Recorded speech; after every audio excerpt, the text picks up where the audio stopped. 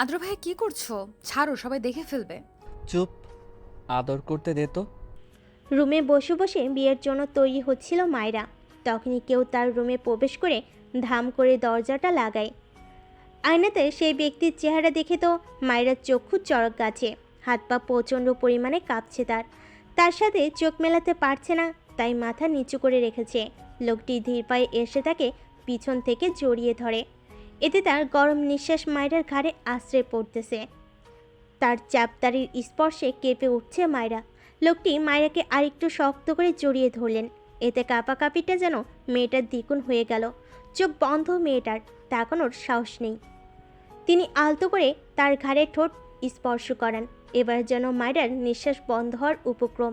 সে অনেক কষ্টে গলা থেকে শব্দ বের করে তাকে বলে ছাড়তে। মায়ের কথাটা হয়তো লোকটির কান পর্যন্ত পৌঁছায়নি, আর পৌঁছাবেই বা কী করে। সে নিজেই তার কথাটা শুনতে পায়নি, মনে মনে বলেছে, কিন্তু তাকে সামনে বলার সাহস তা নেই। এমনিতেই প্রচুর কষ্ট দিয়েছে তাকে। তিনি মায়রাকে আরও নিবিড়ভাবে জড়িয়ে ঘাড়ে নিজের মুখ গুজে দিলেন। সে আবার সাহস করে তার মুষ্ঠবদ্ধ হাতটা ছাড়ানোর চেষ্টা করলো, কিন্তু তিনি বলেন, ভুলেও হাত ছাড়ানোর চেষ্টা করবি না মায়েরা, এর ফল ভালো হবে না। তার হুমকিস্বরূপ কথাটা কাঁপিয়ে দিল মায়রাকে। চিৎকার করে কাঁদতে ইচ্ছে করছে, কিন্তু এখন যদি কান্না করে তাহলে আদ্র ভাইয়ের হাতে সেই বিখ্যাত চর খেতে হবে নিশ্চিত। তাই কিছু বলল না, মনে মনে আল্লাহকে ডাকতে লাগলো। তিনি এবার গম্ভীর কণ্ঠে বললেন, আমার মানা করা সত্ত্বেও বিয়েতে রাজি হয়েছিস কোন সাহসে? মায়ের এমন নীরবতা হয়তো তার ভালো লাগেনি, তাই তিনি তাকে ধমকে বললেন। কথা কানে যায় না? বোবা হয়ে গেছিস তুই? তার ধমক শুনে ফুপিয়ে কান্না করে দিল মায়রা। কান্না করবি না একদম, না হলে ঠাটিয়ে একটা চড় মারবো। মায়রা এবার রেগে ওনাকে বলল, হ্যাঁ, পারবেনই তো, শুধু চট থাপ্পড় মারতে। একটু সফট ভাবে কথা বলা যায় না? তিনি এবার মায়রাকে তার বুকে জড়িয়ে নিলেন। কেন যেন খুব অস্বস্তি হতে লাগলো মায়রার। আবারও তার স্পর্শে কাঁপাকাঁপি শুরু হয়ে গেল মেয়েটার। আজ এবার একটু নরম সুরে বললেন, আমার কথা কেন শুনিস না তুই? কেন বুঝিস না অতিরিক্ত চাই তোকে সবসময়? আমার কথা অমান্য করতে তোর ভালো লাগে না? মায়রা কিছু বলল না, কি বলা উচিত সে জানে না।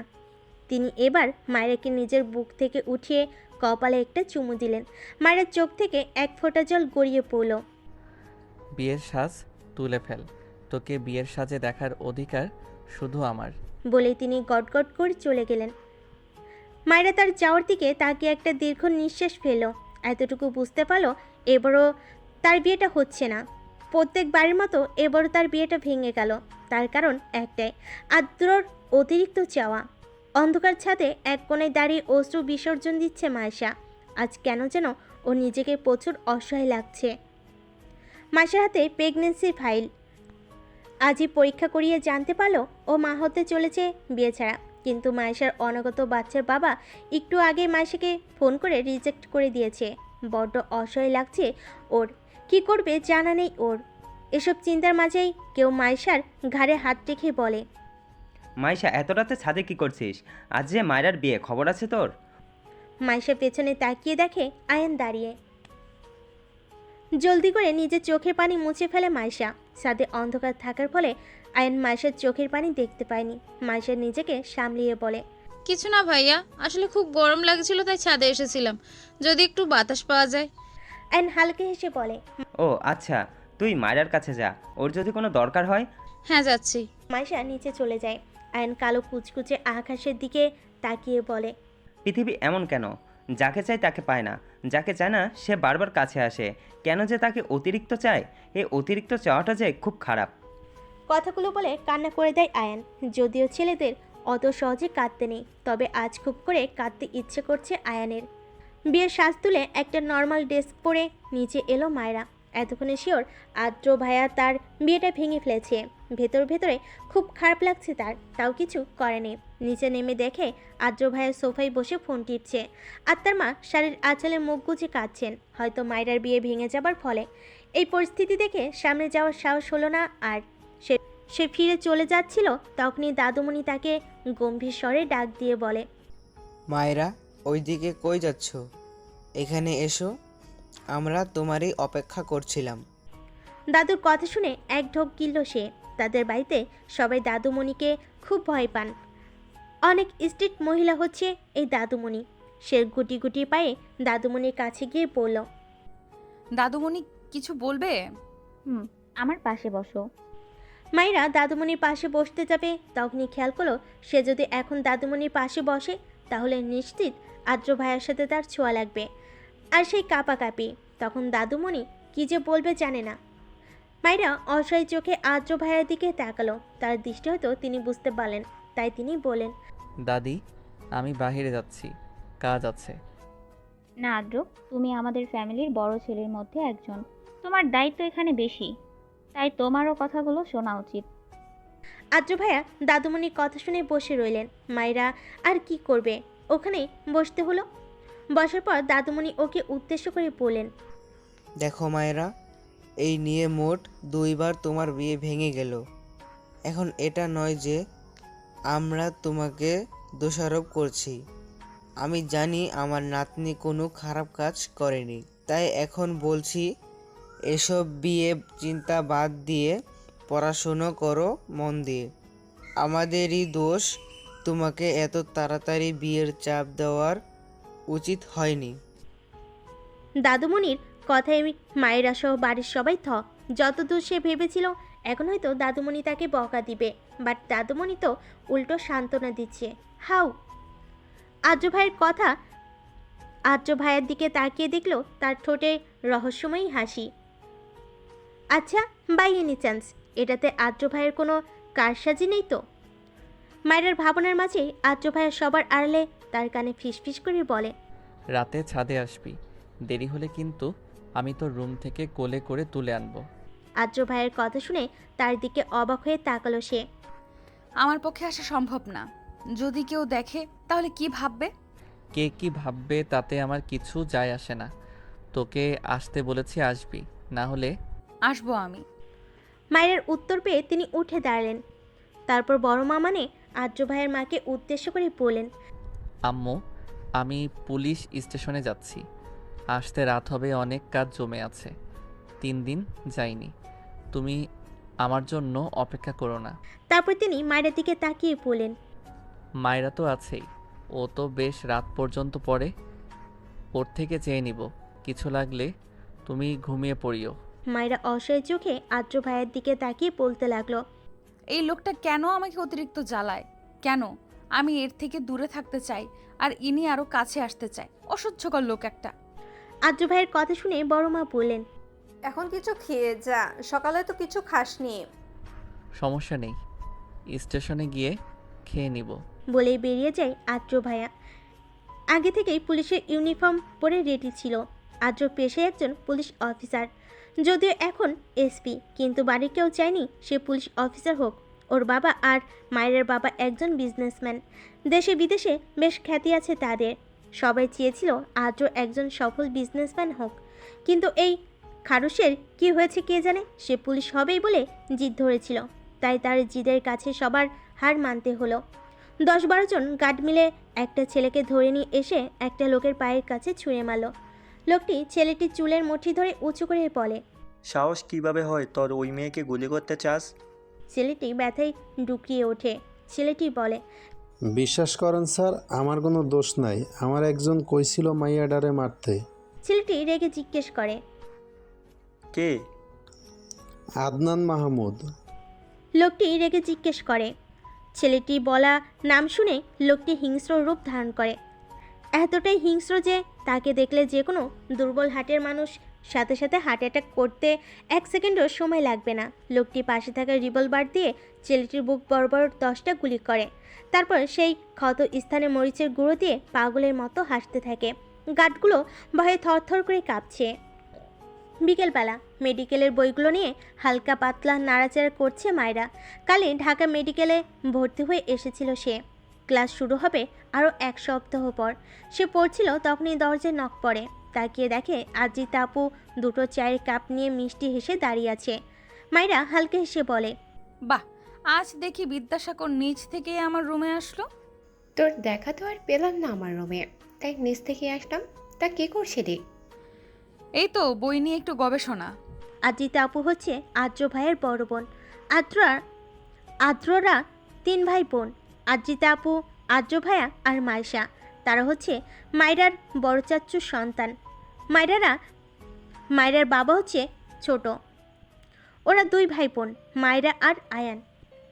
আদ্রিতা আপুর সাথে কথা বলার সময় আপু এক পর্যায়ে বলে, আচ্ছা মায়েরা, জানিস তোর বিয়ে কিভাবে ভেঙেছে? না তো। তোর বিয়ে ভেঙেছে না, কেউ ভাঙিয়েছে। মায়রা অবাক হয়ে গেল আপুর কথায়। আচ্ছা, আপু কি সব জানে? তোর বিয়ে আদ্র ভেঙেছে রে মায়েরা। ভাই আমার তোকে অনেক ভালোবাসে। মায়রা আপুর কথায় টাসকি খেলাম। মনে মনে ভাবলো, তার মানে আপু সব জানে। আপু তুমি? আমি এসব অনেক আগে থেকেই জানি, কিন্তু কিভাবে? সেটা আপাতত বলা যাবে না। আপু চলে গেল আর মায়রা তার যাওয়ার দিকে হাঁ করে তাকিয়ে আছে। এরা ভাই বোন দুটোই একরকম, রহস্যে ভরা। রাতের বেলা মায়ের আস্তে করে পা টিপে টিপে ছাদে যাচ্ছে। একটু আগে ফোনে মেসেজ দিয়েছিল আদ্র ভাইয়া ছাদে আসতে। এক প্রকার বিরক্ত লাগছে তার। এই লোকটার জন্য জীবনটা শেষ আমার।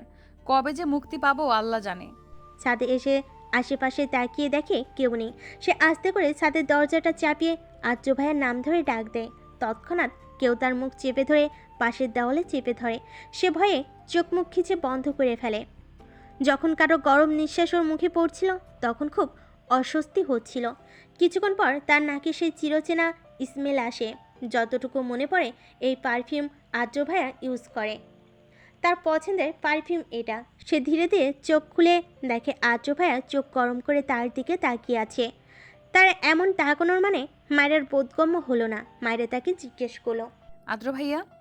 আর কিছু বলতে পারল না মায়েরা। তার আগেই তিনি ওর ঠোঁট আঁকড়ে ধরে খুব রুডলি কিস করতে থাকে।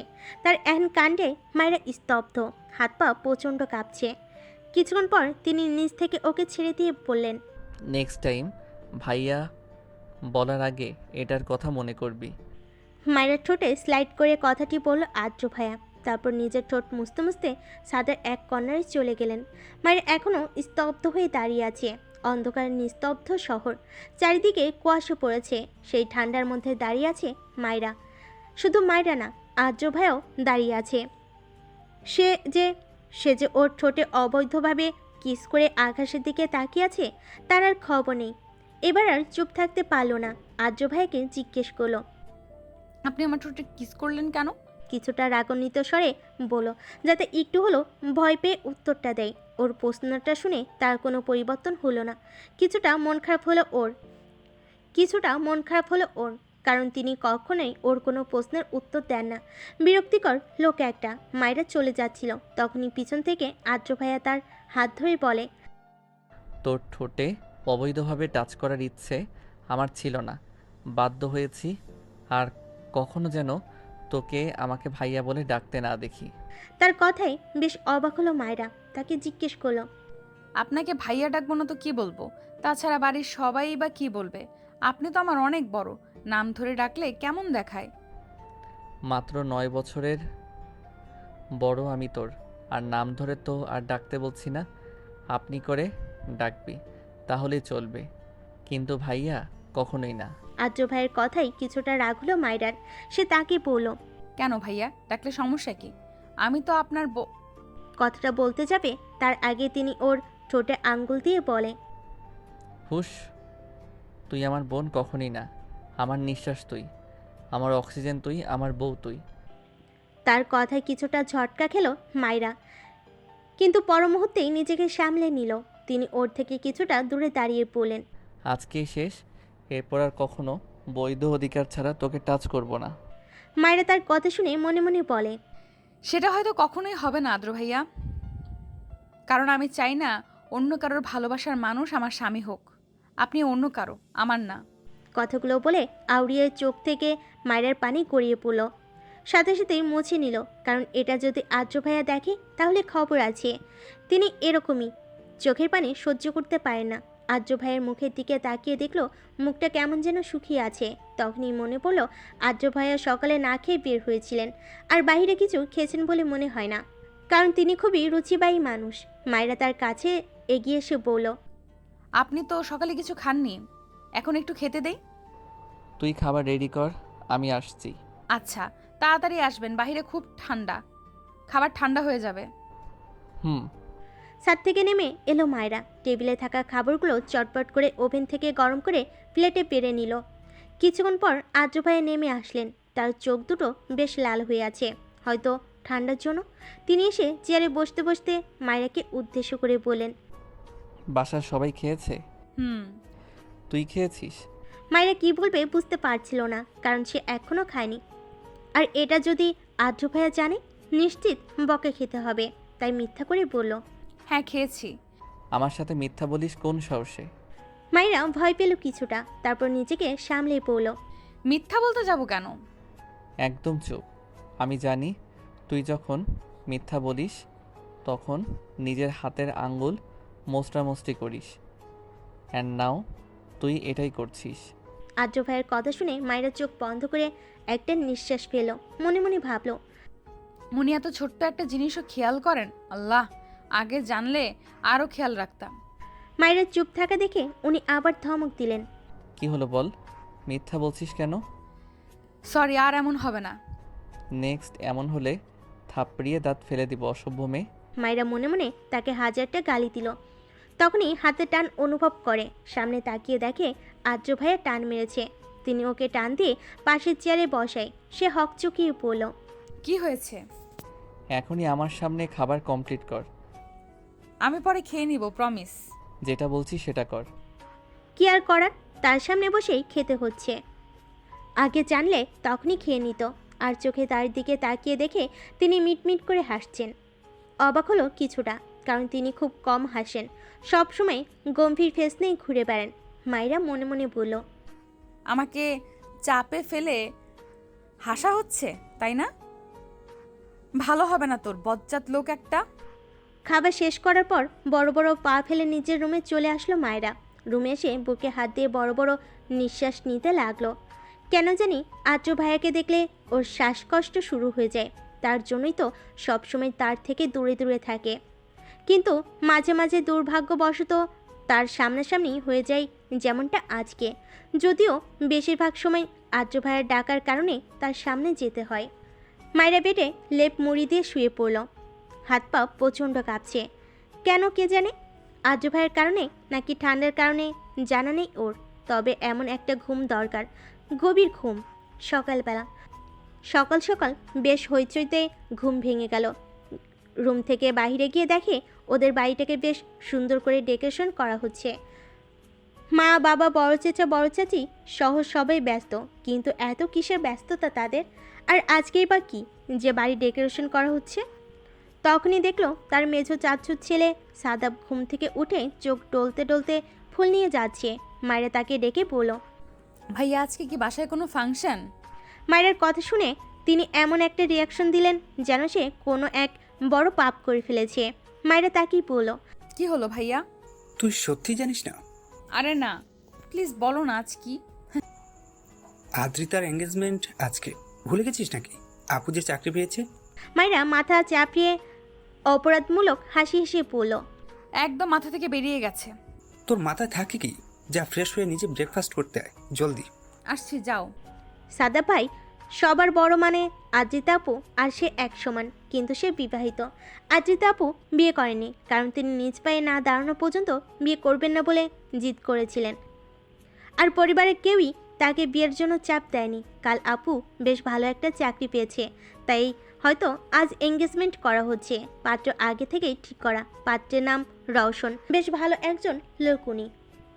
আপুকে বেশ ভালোবাসেন তিনি, তাই তো এতদিন বিয়ের জন্য চাপ না দিয়ে তার জন্য অপেক্ষা করেছে। মায়েরা ফ্রেশ হয়ে নিচে নেমে দেখলো অলরেডি সবাই খেতে বসে গেছে। সব চেয়ার পরিপূর্ণ, শুধু একটা চেয়ারই খালি, আর সেটা হচ্ছে আদ্র ভাইয়ের পাশের সিট। মায়েরাকে দেখে সাদিয়া ভাবি বলল, কি হলো মায়েরা, আদ্রর পাশে গিয়ে বসো। মায়েরা ভাবির দিকে অসহায়ভাবে তাকালো, কিন্তু কোনো কাজ হলো না। শেষে আদ্র ভাইয়ের পাশেই বসতে হলো। সাদিয়া ভাবি হচ্ছে সাদা ভাইয়ের একমাত্র প্রেয়সী, মানে বউ আর কি। বেশ ভালোবাসে তারা একে অপরকে। খাবার টেবিলে বসা মাত্র মায়েরা বড় আম্মুকে বলে, বড় আম্মু, আমাকে খেতে দাও জলদি। বড় আম্মু মুচকি হেসে বললেন, দিচ্ছি, বস। এটা মায়েরার প্রত্যেক দিনের রুটিন, বড় আম্মুর হাতে খাওয়া। শুধু মায়েরার না, মায়েশারও একই অভ্যাস।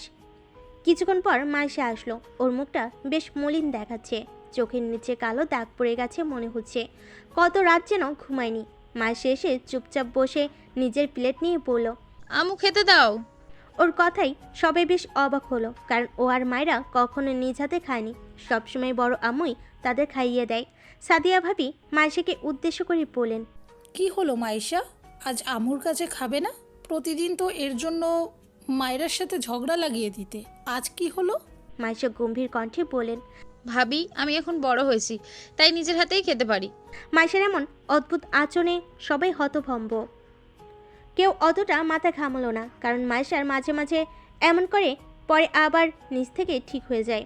খাওয়ার সময় মায়েরা মাইশাকে জিজ্ঞেস করলো, মাইশা, আমাদের তো ড্রেস কেনা লাগবে, তুই যাবি আমার সাথে শপিংয়ে? না তুই যা, ভাইয়ার সাথে আমার ভালো লাগছে না, আর আমার জন্য তুই ড্রেস চুজ করে আনিস। মাইশা কথাটা বলে খাবার শেষ করে চলে গেল। মায়েরা এক ঢোক কিনল, কারণ এটা ভেবেছে তাকে আর্য ভাইয়ের সাথে একা একা যেতে হবে। মায়েরা বড় আম্মুকে বলল, বড় আম্মু, তুমি চলো না আমার সাথে প্লিজ। না রে, আমাকে আজকে একটু বাইরে যেতে হবে, তোর চাচুর দরকার আছে।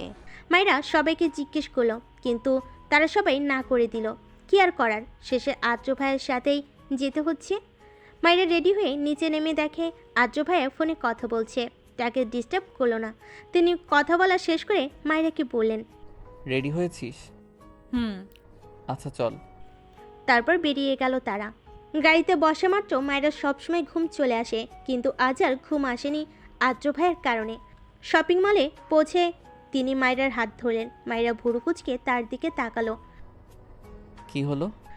তিনি কিছু না বলে ওর হাত ধরে সামনে নিয়ে যেতে লাগলেন। তারপর একটা দোকানের ভিতর ঢুকে বললেন, ড্রেস দেখান। তার কথাটা শেষ না হওয়া মাত্রই দোকানের সকল স্টাফরা পুরো মার্কেটের অর্ধেক জামা এনে মায়েরা সামনে রাখলো। মায়েরা অবাক হয়ে তার দিকে তাকালো। তিনি পায়ের উপর পা তুলে বললেন, চুজ কর জলদি। মায়েরা নিজের মন মতো কয়েকটা ড্রেস নিল, তারপর তাকে বলল, হয়ে গেছে। তিনি মায়েরার হাতের দিকে তাকিয়ে পড়লেন, মাত্র 2টা? আর লাগবে না। আর্য ভাইয়া মায়েরার কথা শুনে পিছন গিয়ে প্রায় 7-8টার মতো ড্রেস এনে দোকানের মালিককে বললেন, সব প্যাক করে দিন। মায়েরা অবাক হয়ে তার দিকে তাকিয়ে আছে। শপিং মল থেকে বেরোনোর পর ওর চোখ পড়ল ফুচকার দিকে। সে আর্য ভাইয়ের দিকে অসহায়ভাবে তাকিয়ে বলল, আমি ফুচকা খাবো। রেস্টুরেন্ট থেকে কিনে দিব। এখানকার ফুচকা ভালো না, পেট খারাপ হবে। কিন্তু মায়েরা তো জেদ ধরে বসেছে যে সে এখানকার ফুচকাই খাবে। অবশেষে তিনি রাজি হলেন। ফুচকার দোকানে গিয়ে ওর মাথায় একটা দুষ্টু বুদ্ধি এলো। ও আর্য ভাইয়ের দিকে তাকিয়ে একটা মুচকি হাসি দিল। তিনি ভুরু কুঁচকালেন। ও মনে মনে বলল, এবার বুঝবেন আমাকে জ্বালানোর মজা। আর্য ভাইয়া ওর মুচকি হাসি দেখে ভুরু কুঁচকালেন। তিনি ওকে কিছু বলতে যাবেন, তখনই তার ফোনে কল আসে। তিনি ফোন রিসিভ করে পাশে চলে যায়। আর্য ভাইয়া যাওয়ার পর মায়েরা জলদি করে ফুচকা বিক্রি করা মামাটাকে বলল, মামা, 1 প্লেট অনেক বেশি ঝাল দিয়ে বানাবেন, যাতে খেয়ে কান্না করে দেয়। ওর কথা শুনে লোকটি হতভম্ব হয়ে যায়। তিনি বলেন, কি কো মামা, এত ঝাল খাইতে পারবা? আরে মামা, এটা আমার জন্য না, আমার সাথে যে লোকটি এসেছে তার জন্য। আসলে তার মুখে কোনো স্বাদ নেই, তাই ডক্টর বলেছে তাকে বেশি করে ঝাল খাওয়াতে, তাহলেই স্বাদ ফিরে আসবে। কিন্তু তিনি মানতেই চায় না, তাই আর কি। ওর কথাটা তিনি বিশ্বাস করে ফেলেন। তিনি বলেন, আচ্ছা মা। মায়েরা মনে মনে বেশ হাসলো। আর্য ভাইয়ের কী হবে তা ভাবতেই ওর বেশ হাসি পাচ্ছে। কিছুক্ষণ পর আর্য ভাইয়া আসলেন। ওর প্লেটে 2টা ফুচকা দেখে তিনি চোখ ছোট ছোট করে জিজ্ঞেস করলেন, 2 প্লেট খেতে পারবি? মায়েরা মিষ্টি এসে উত্তর দিল, আমি কেন, আপনিও খাবেন, তাই তো 2 প্লেট অর্ডার দিলাম। তিনি আবারও নাক সিটকিয়ে বলেন, কখনো না, আমি এসব ফুটপাতের খাবার খাই না। প্লিজ আদ্র, আমার একটা রিকোয়েস্ট রাখবেন না? মায়ের কথা শুনে ওর হাত থেকে প্লেট নিয়ে বলে, খাচ্ছি, বাট আজকেই লাস্ট অ্যান্ড তোর জন্য। ওকে। তিনি চামচ দিয়ে একটা ফুচকা মুখে দেওয়ার পরই কেমন যেন কেঁপে উঠলেন। বুঝে গেল ঝালটা বেশি দেওয়া হয়েছে। কিন্তু অদ্ভুতভাবে তিনি একবারও থামলেন না। গপ গপ করে এক একটা ফুচকা খেতে লাগলেন। মায়েরা আর ফুচকা বিক্রেতা মামা অবাক হয়ে তাকিয়ে আছে।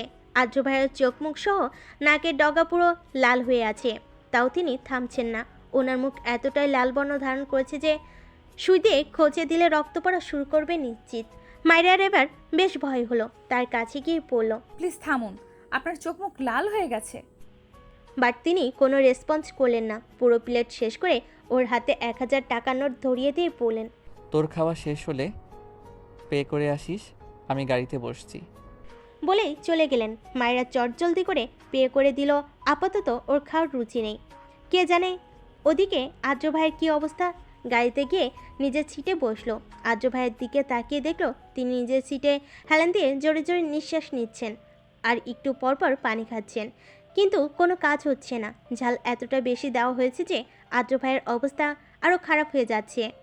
আদ্র ভাইয়ের অবস্থা দেখে চোখে পানি চলে আসলো মায়রার। মনে মনে অনেক অনুশোচনা হচ্ছে, কেন যে এমন করলো। মায়রা আর সহ্য করতে পারছিল না তার এমন অবস্থা, তাই চোখ বন্ধ করে নিজেকে শক্ত করে নিল। তারপর নিজের সিট বেল্ট খুলে তার ঠোঁট দুটো আঁকড়ে ধরে যতটুকু সম্ভব তার ঝাল কমানোর চেষ্টা করলো। ওর এমন কাজে আদ্র ভাইয়া চোখ বড় বড় করে তাকিয়ে আছেন ওর দিকে। হয়তো কখনো আশা করেনি ও এমন কিছু করবে।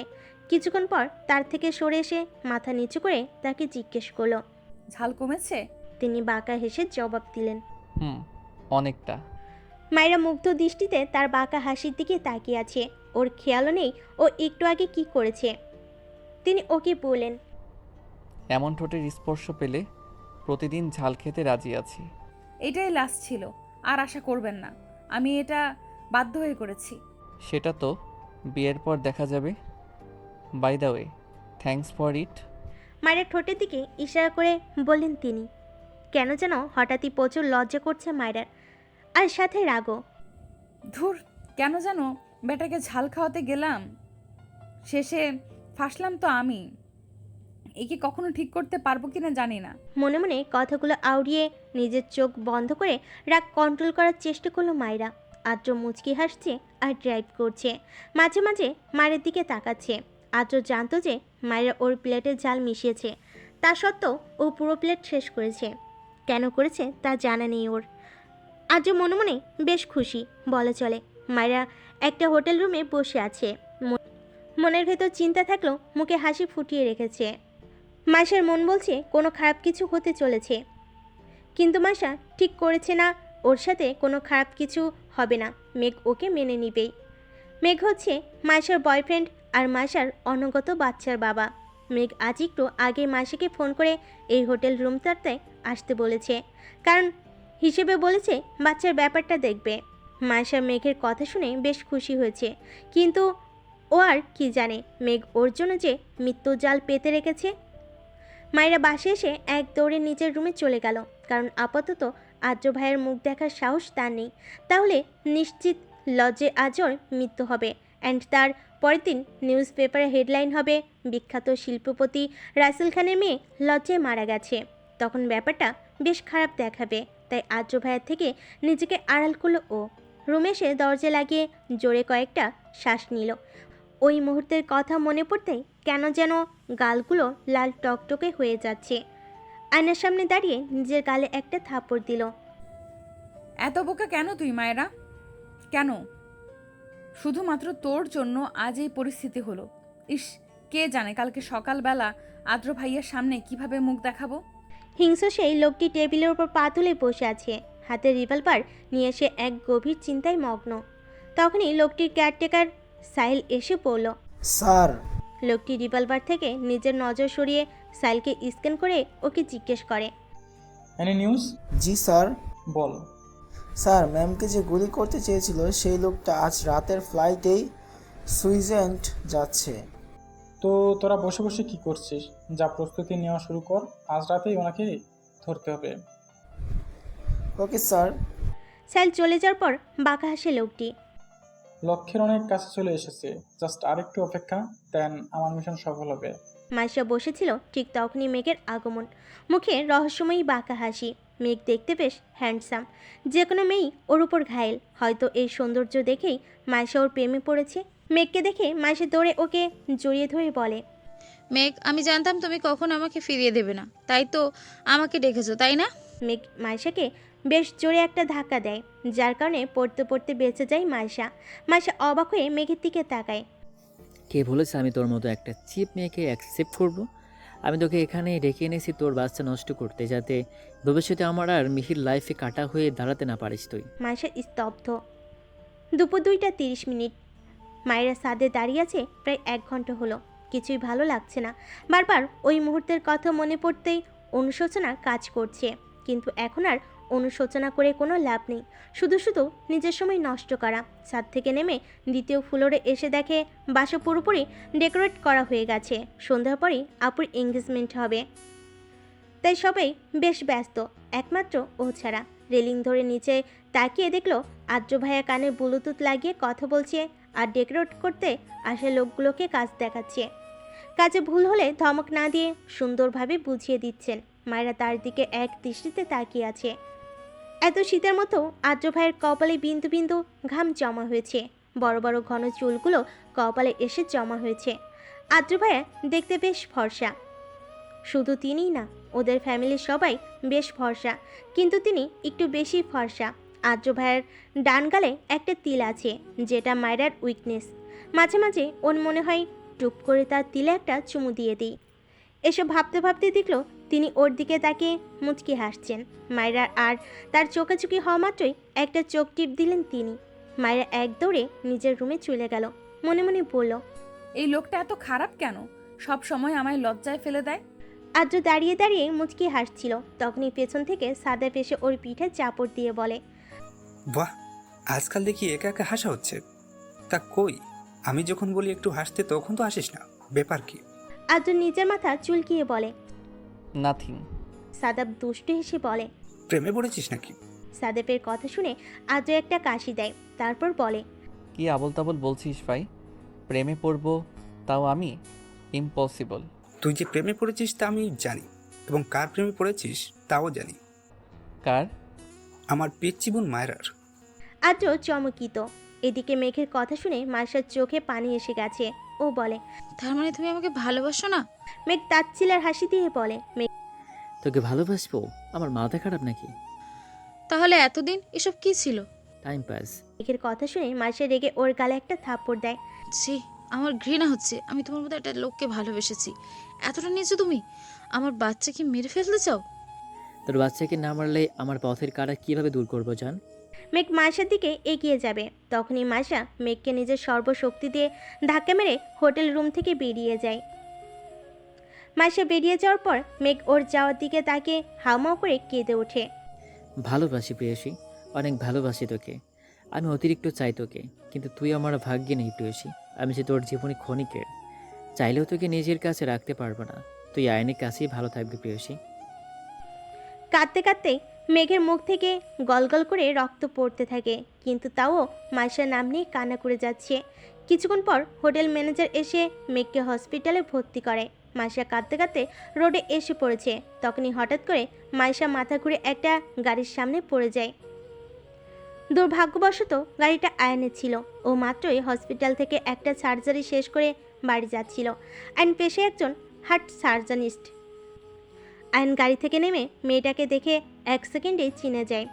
আইন মার্শাকে এভাবে দেখে ওর বুকে মোচড় দিয়ে ওঠে। আইন জলদি করে মার্শার কাছে গিয়ে ওকে কোলে করে গাড়িতে বসিয়ে জ্ঞান আনার চেষ্টা করে, কিন্তু মার্শার কোনো রেসপন্স করে না, কারণ মার্শার শরীর বেশ দুর্বল ছিল। আইন মার্শাকে হসপিটালে নিয়ে যাওয়ার জন্য সিদ্ধান্ত নেয়। রুমে বসে বসে ড্রেস চুজ করছিল মায়েরা, কিন্তু একটা ড্রেসও পছন্দ হচ্ছিল না। আর এদিকে একটু পরেই ফাংশন শুরু হবে। একটা ড্রেসও মন মতো পাচ্ছি না, কি যে করি। তখনই দরজা খোলার আওয়াজ পেল। পিছনে ঘুরে দেখে আদ্র ভাইয়া দাঁড়িয়ে, হাতে কিছু ব্যাগ আছে তার। মায়েরা আদ্র ভাইয়াকে দেখে বেশ অবাক হলো, কারণ তিনি কখনোই ও রুমে আসেন না, ভুল করেও না। আজ হয়তো প্রথম আসলো। আরেকবার যখন এসেছিল বিয়ের জন্য রেডি হচ্ছিল, ওইটা আপুর রুম ছিল। মায়েরা আদ্র ভাইকে জিজ্ঞেস করলো, আপনি এখানে? কোনো কিছু লাগবে? তাহলে কিছু দিতে এসেছি। কি? আদ্র ভাইয়া ওর সামনে এসে সামনে বসা ছোট ছোট চুলগুলোকে কানের পিঠে গুজে দিলেন। মায়েরা আবেশে আর লজ্জায় চোখ বন্ধ করে নিল। তিনি ওর হাতে তার আনা ব্যাগগুলো ধরিয়ে দিয়ে বললেন, এখানে কিছু ড্রেস আছে, আজকের ফাংশনে এটাই পরবি। আচ্ছা। তিনি মায়েরার গাল দুটো ধরে কপালে একটা চুমু দিয়ে গটগট করে বেরিয়ে গেলেন। মায়েরা এখনও চোখ বন্ধ করে আছে। তিনি যাওয়ার পর চোখ খুলে একটা প্রশান্তির শ্বাস নিল। আদ্র ভাইয়া সামনে থাকলে কেন যেন ওর লজ্জায় মরে যেতে ইচ্ছে করে, জানা নেই কেন। তার দেওয়া ব্যাগগুলো খুলে দেখতে লাগলো। ব্যাগের ভেতরে ড্রেসগুলো দেখে ওর চক্ষু চড়ক গাছে। আদ্র ভাইয়ের চয়েস এতটা ভালো জানা ছিল না ওর। ব্যাগের ভিতরে একটা ডার্ক নীল কালারের গাউন ছিল। পুরো গাউনে নীল আর সাদা কালারের স্টোন বসানো, বেশ সুন্দর দেখতে গাউনটা। আদ্রিতার রুমে বসে বসে অস্থিরভাবে পায়চারি করছে। বেশ অস্থির এবং নার্ভাস ফিল হচ্ছে ওর। কারণটা যে একমাত্র রওশন, তা ও জানে। এতদিন পর রওশনের সামনাসামনি হবে ভাবতে লজ্জায় কুকড়ে যাচ্ছে ও। আদ্রিতার রওশনের বিয়ে পারিবারিকভাবে ঠিক হলো। রওশন ওকে পাগলের মতো ভালোবাসে। রওশনের আদ্রিতার সাথে করা আচরণগুলো দেখলে মনে হবে ওরা আগে থেকেই পরিচিত। আদ্রিতা যে রওশনকে পছন্দ করে না এমনটা না, আদ্রিতাও রওশনকে ভালোবেসে ফেলেছে ওর পাগলামোগুলো দেখে। এতদিন রওশনের সাথে যোগাযোগ হয়নি, এর কারণটাও আদ্রিতায় চেয়েছিল যে বিয়ের আগে এবং যতদিন পর্যন্ত ওর চাকরি হবে না ততদিন পর্যন্ত কথা বলা যাবে না। রওশনও সাদরে গ্রহণ করেছিল আদ্রিতার সিদ্ধান্ত। আজ প্রায় 4 বছর আবার পুনরায় দেখা হতে যাচ্ছে ওদের। সন্ধ্যায় মায়েরা রেডি হয়ে নিচে নামতেই আদ্র ভাইয়াকে দেখে কিছুটা টাসকি খেলো, কারণ আদ্র ভাইয়ের ড্রেস আর ওর ড্রেসের কালার একদম ম্যাচ। আর স্পেশালি আদ্র ভাইয়াকে বেশ হ্যান্ডসাম লাগছে। মায়েরাকে দেখে আদ্র হা করে ওর দিকে তাকিয়ে আছে। তখনই পিছন থেকে ওর ফ্রেন্ড রাহুল ওকে ধাক্কা দিয়ে বলে, এভাবে দেখিস না, ভাবির নজর লেগে যাবে। বলেই বাকি সব সহ ওরা হেসে দেয়। আদ্র রাহুলের দিকে চোখ গরম করে তাকায়। এদিকে মায়ের দিকে একজন লোভাতুর দৃষ্টি নিক্ষেপ করে তাকিয়ে আছে, কিন্তু মায়েরা সেই লোকটিকে লক্ষ্য করেনি। লোকটি শয়তানি হাসি দিয়ে বলে, আজ রাতে একে আমার চাই। মায়েরা আদ্র ভাইয়ের থেকে চোখ সরিয়ে স্টেজে আদ্রিতা আপুর দিকে গেল। রওশন ভাইয়েরা এখনো আসেনি। আপু কখন থেকে একা বসে আছে। মায়েরা আপুর কাছে গিয়ে বলল, আপু। আপু মায়ের দিকে তাকিয়ে মুচকি হাসি দেয়, তারপর বলে, আজকে তোকে অনেক সুন্দর লাগছে মায়েরা, ড্রেসটা বেশ সুন্দর। আদ্র দিয়েছি বুঝি? দেখেছিস আমার ভাইয়ের চয়েস কতটা বেটার? উফ আপু, এসব কথা রাখো তো। কেন, বরের কথা বলাতে লজ্জা লাগছে বুঝি? মায়েরা কিছু না বলে মাথা নিচু করে নেয়। মায়েরা আর আদ্রিতা কথা বলছিল, তখনই ওই লোকটা আসে যে কিনা মায়ের দিকে লোলুপ দৃষ্টিতে তাকিয়েছিল। তিনি এসে মায়েরার গা ঘেঁষে দাঁড়ান। মায়েরার বেশ অস্বস্তি হচ্ছে লোকটার কারণে। লোকটি আদ্রিতার উদ্দেশ্যে বলে, কেমন আছো আদ্রিতা? জি আলহামদুলিল্লাহ। আমাকে চিনতে পেরেছো? আপনি রওশনের ফ্রেন্ড না, রাহুল না? লোকটি আদ্রিতার সাথে কথা বলার পর মায়ের দিকে বাজে দৃষ্টিতে তাকায়, কিন্তু ও কিছু বলতেও পারছিল না রওশন ভাইয়ের বন্ধু বলে। লোকটি আদ্রিতা আপুকে জিজ্ঞেস করে, তা এই সুন্দরীটা কে? আমার চাচাতো বোন। ওনারা দুজন কথা বলছিল, তখনই আদ্র ভাইয়ের আগমন ঘটে। মায়েরা মনে মনে প্রশান্তির শ্বাস ফেলে। আদ্র ভাইয়াকে দেখা মাত্রই রাহুল নামে লোকটা বলে, তুমি আদ্র না? জি। কেমন আছো? এই তো, আপনি? ভালো। আচ্ছা, আপনার কথা বলুন, আমার মায়েরার সাথে একটু কাজ আছে। কথা শেষ না করা মাত্রই তিনি মায়ের হাত টেনে রাহুলের কাছ থেকে সরিয়ে নেয়। আদ্র ভাইয়া মায়েরাকে বাসার ছাদে এনে দেওয়ালে চেপে ধরে জিজ্ঞেস করে, তুই ওই লোকটার গা ঘেঁষে কেন দাঁড়িয়েছিলি? মায়েরা কাঁপা কাঁপা কণ্ঠে বলে, আমি কই দাঁড়ালাম, তিনিই তো এসে আমার গা ঘেঁষে দাঁড়িয়ে আমাকে কেমন বাজে দৃষ্টিতে দেখছিলেন। কি? আজকে তো ওই লোকটাকে মেরেই ফেলবো। আদ্র ভাইয়া কথাটা বলে নিচে যাচ্ছিল, তখনই মায়েরা পিছন থেকে তার হাত টেনে বলে, আপুর এঙ্গেজমেন্টে কোনো সিন ক্রিয়েট করবেন না প্লিজ। তো তুই কি বলছিস? ওই লোকটাকে ছেড়ে দিব আমি? ইম্পসিবল। ছাড়তে তো বলছি না, জাস্ট ফাংশনটা শেষ হতে দিন, আপু না হলে অনেক কষ্ট পাবে। আদ্র ভাইয়া মায়ের কথা শুনে কিছু একটা ভাবলেন, তারপর ওকে উদ্দেশ্য করে বললেন, ঠিক আছে, বাট পুরো ফাংশনে তোকে আমার সাথে থাকতে হবে। আচ্ছা। আদ্র ভাইয়া মায়ের হাত ধরে নিচে নেমে গেলেন। মায়েরা মনে মনে ভাবলো, যাক, সিন ক্রিয়েট থেকে তো বাঁচা গেছে, ফাংশনের পরেও সামলে নেওয়া যাবে। নিচে আসা মাত্রই রাহুল মায়েরাদের দিকে এগিয়ে আসে। তাকে দেখা মাত্রই আদ্র ভাইয়ের চোখগুলো লাল টকটকে হয়ে যায়। মায়েরার ভয় হচ্ছে যদি আদ্র ভাইয়া তার রাগ কন্ট্রোল করতে না পারে তখন কি হবে। রাহুল এগিয়ে এসে বলে, আরে তোমরা কই ছিলে? ফ্যাশন তো শুরু হয়ে গেছে। আদ্র ভাইয়া দাঁতে দাঁত চিপে বলে, আমাদের একটু কাজ ছিল। ও তা মায়েরা, তোমার সাথে তো পরিচিত হওয়া হয়নি, চলো একটু পাশে গিয়ে কথা বলি। মায়েরা কিছু বলতে যাবে তার আগে আদ্র ভাইয়া গট গট করেই বলতে থাকে, ওর ফুল নেম তাহিরা ইসলাম মায়রা। এবার মেডিকেল ফার্স্ট ইয়ারে পড়বে। ও এই বাড়ির সর্বকনিষ্ঠ মেয়ে। বয়স 18 হবে আর কয়েক মাস পর। ও অনেক ভদ্র মেয়ে। কোনো ছেলের সাথে কথা বলা পছন্দ করে না, শুধুমাত্র কাজিন ছাড়া। আর কিছু জানার থাকলে আমাকে জিজ্ঞেস করবেন। থ্যাঙ্কস। আদ্র ভাইয়া কথাগুলো বলে মায়েরার হাত ধরে সামনে নিয়ে যায়। মায়েরা পিছে তাকিয়ে দেখে রাহুল ওর দিকে ভ্যাবাচেকা খেয়ে তাকিয়ে আছে। ওর বেশ হাসি পেল, তাই ফিক করে হেসে দিল। ওকে হাসতে দেখে আদ্র ভাইয়া ভুরু কুচকে জিজ্ঞেস করলেন, হাসছিস কেন? এমনি। মায়েরা আর আদ্র ভাইয়া স্টেজে গিয়ে দেখে রওশন ভাইয়া আর আজিত আপু কথা বলছে। ওদের দেখা মাত্রই রওশন ভাইয়া মুচকি হাসি দেয়, তারপর বলে, কেমন আছেন আপনার লাভ বার্ডস? রওশন ভাইয়ের কথা শুনে মায়েরা অবাকের চরম পর্যায়ে। মনে মনে ভাবলো, তার মানে রওশন ভাইয়াও জানে। হায় আল্লাহ, না জানি আরো কত লোক জানে। যদি একবার এই কথা তুর্নার কানে যায় তাহলে তো। তুন্নার কথা মনে করতেই কপালে বিন্দু বিন্দু ঘাম জমা হয় মায়রার। মায়রা ওর হাত আদ্র ভাইয়ার থেকে সারিয়ে নিল। আর যাই হোক, ও কারো জীবনে খেলতে পারবে না। বেঘরে ঘুমাচ্ছে মাইশা। একটু আগে ওকে ঘুমিয়ে ইঞ্জেকশন দিয়েছে আয়ান। আয়ন একটা রিপোর্ট হাতে নিয়ে কেবিনের সোফায় বসে পড়ে। রিপোর্টটা মাইশার প্রেগন্যান্সির রিপোর্ট ছিল। আয়নের মুখে চিন্তার রাশ স্পষ্ট। ও ভাবছে, মাইশা প্রেগনেন্ট, তাও ওর আবার বিয়ে হয়নি। কার বাচ্চার মা হবে ও? বাসায় জানলে কি যে হবে। আয়নের ভাবনার মাঝেই মাইশা ঘুমের মধ্যে কেমন যেন অদ্ভুত আচরণ করতে থাকে। বারবার কারোর নাম নিয়ে বিড়বিড় করতে থাকে ও। আয়ন মাইশার মুখের কাছে কান নিয়ে শোনার চেষ্টা করে ও কি বলছে। মাইশা বলে, মেঘ, মেঘ, আমাকে ধোকা দিও না। ও আমাকে ভালোবাসে, ও আমাকে ভালোবাসে। তাহলে মাইশার বাচ্চাটার বাবার নাম কি মেঘ? আজিতাপুর পাশে মনমরা হয়ে বসেছিল মায়রা।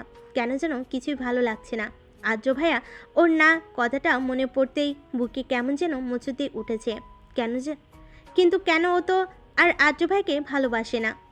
মায়রা এসব কথা ভাবছিল, তখনই আম্মু এসে বলে, মায়রা, তোর রুমে আমার ফোনটা রেখে এসেছি মনে হয়, একটু এনে দে না মা। আচ্ছা, যাচ্ছি। উপরে যাওয়ার আগে আদ্র ভাইয়ের দিকে তাকিয়ে দেখলো তিনি তার বন্ধুদের সাথে কথা বলায় ব্যস্ত। কেন যেন তাকে ডিস্টার্ব করতে ইচ্ছে করলো না, কারণ তিনি কখনো এমন ফ্রি টাইম পান না। মায়েরা একাই উপরে গেল। মায়েরা যখন উপরে যাচ্ছিল তখন সেটা দেখে শয়তানি হাসি দেয় রাহুল। মায়েরা উপরে যাওয়া মাত্রই রাহুলও সবার চোখ আড়াল করে মায়েরার পিছু পিছু যায়। 3-4 বছরের একটা বাচ্চার ছবি নিয়ে কাঁদছে একজন বৃদ্ধ লোক। বৃদ্ধ লোকটির বয়স 60 বছর তো হবেই। বৃদ্ধ লোকটি বাচ্চাটির ছবিতে চুমু দিয়ে কেঁদে বলে, আর কত অভিমান করে থাকবি দাদু, এবার তো ফিরে আয়। পুরো 13টা বছর দূরে থেকেছিস, কতদিন তোকে দেখি না, একবার ফিরে আয় দাদু। বৃদ্ধ লোকটি কাঁদছিলেন। তখনই রুমে ঢুকে আদনান মাহমুদ। মুখে বিরক্তির ছাপ স্পষ্ট। তিনি বিড়বিড় করে বললেন, আজ এই বুড়োকে কি বাহানা দিব কে জানে। আদনান মাহমুদকে দেখা মাত্র বৃদ্ধ লোকটি তার চোখের পানি মুছে আশার আলো নিয়ে তার দিকে তাকিয়ে জিজ্ঞেস করে, কোনো খবর পেলি সুহার আদনান? তিনি ন্যাকা কান্না করে বলে, না বাবা, অনেক খুঁজেছি, সোহার কোনো খোঁজ পেলাম না। বৃদ্ধ লোকটির আশার আলো যেন নিমিষেই নিভে যায়। আম্মুর ফোন নিয়ে রুম থেকে বের হতে যাচ্ছিল মায়রা। তখনই রাহুল রুমে ঢুকে দরজা লক করে ওর দিকে অদ্ভুতভাবে তাকায়। রাহুলের এমন দৃষ্টিতে ওর প্রচণ্ড ভয় হচ্ছে। রাহুলকে দেখেও জিজ্ঞেস করলো, আপনি এখানে কেন? মজা নিতে এসেছি। বলে রাহুল ওর দিকে এগিয়ে আসছিল। ও বুঝতে পারলো তার কোনো খারাপ উদ্দেশ্য আছে। মায়েরা চিৎকার দিতে যাবে তার আগে উনি এসে ওর মুখ চেপে ধরে। ভয়ে থরথর করে কাঁপছে মায়েরা। বারবার আদ্র ভাইয়ের কথা মনে পড়ছে ওর। রাহুল ওর গাউনের 2 হাতা টান দিয়ে ছিঁড়ে ফেলে। তিনি এত জোরে টান দিয়েছিল যার ফলে 2 হাত দিয়ে রক্ত বেয়ে পড়তে থাকে। মাইশার জ্ঞান আসা মাত্রই ও মেঘের নাম ধরে একটা চিৎকার দেয়। আইন জলদি করে মাইশার কাছে গিয়ে জিজ্ঞেস করে, মাইশা কি হয়েছে, চেঁচাচ্ছিস কেন? খারাপ স্বপ্ন দেখেছিস? মাইশা কিছু বলতে যাবে তার আগেই ওর খেয়াল হয় ও আয়নকে দেখে ভরকে যায়। মাইশা বলে, ভাইয়া আপনি? রাস্তায় তুই আমার গাড়ির সামনে সেন্সলেস হয়ে গেছিলি, তারপর তোকে হসপিটালে নিয়ে আসি। কিন্তু তুই রাস্তার মাঝখানে কি করছিলি? মাইশা আমতা আমতা করে জবাব দেয়। আসলে আমি... মাইশা, তুই প্রেগনেন্ট। কার বাচ্চা এটা? মাইশা বুঝতে পারে আয়ন সব জেনে গেছে, কান্না করে দেয় ও। কান্না না করে বল, না হলে আমি বুঝবো কি করে? আর তাছাড়া এই খবর যদি বাসায় জানে তাহলে কি হবে বুঝতে পারছিস? আয়ান ভাইয়া আসলে... কান্নার কারণে কথা বলতে পারছে না মাইশা। ও আয়নকে কি বলবে বুঝতে পারছে না। অক্সিজেন মাস্ক পরিয়ে রাখা হয়েছে মেঘকে। ওর অবস্থা বেশ খারাপ। ব্রেন টিউমারের সেকেন্ড স্টেজে আছে মেঘ। কিছুদিন পর মেঘের কেবিনের দরজা খুলে হুড়োহুড়ি করে প্রবেশ করে মেঘের বোন আর ফ্রেন্ড। মেঘের এই অবস্থা দেখার পর কান্না করে দেয় মেঘলা। মেঘলা মেঘের পাশে বসে জিজ্ঞেস করে, মেঘ, কিভাবে হলো এসব? আমাদের জানানোর প্রয়োজনও মনে করলি না। মেঘ আস্তে করে চোখ খুলে মেঘলার দিকে তাকায়। আমি নিজেও কয়েকদিন আগে জানতে পেরেছি, তোকে কিভাবে বলবো আপু? মাইশা কই? কেমন আছে ও?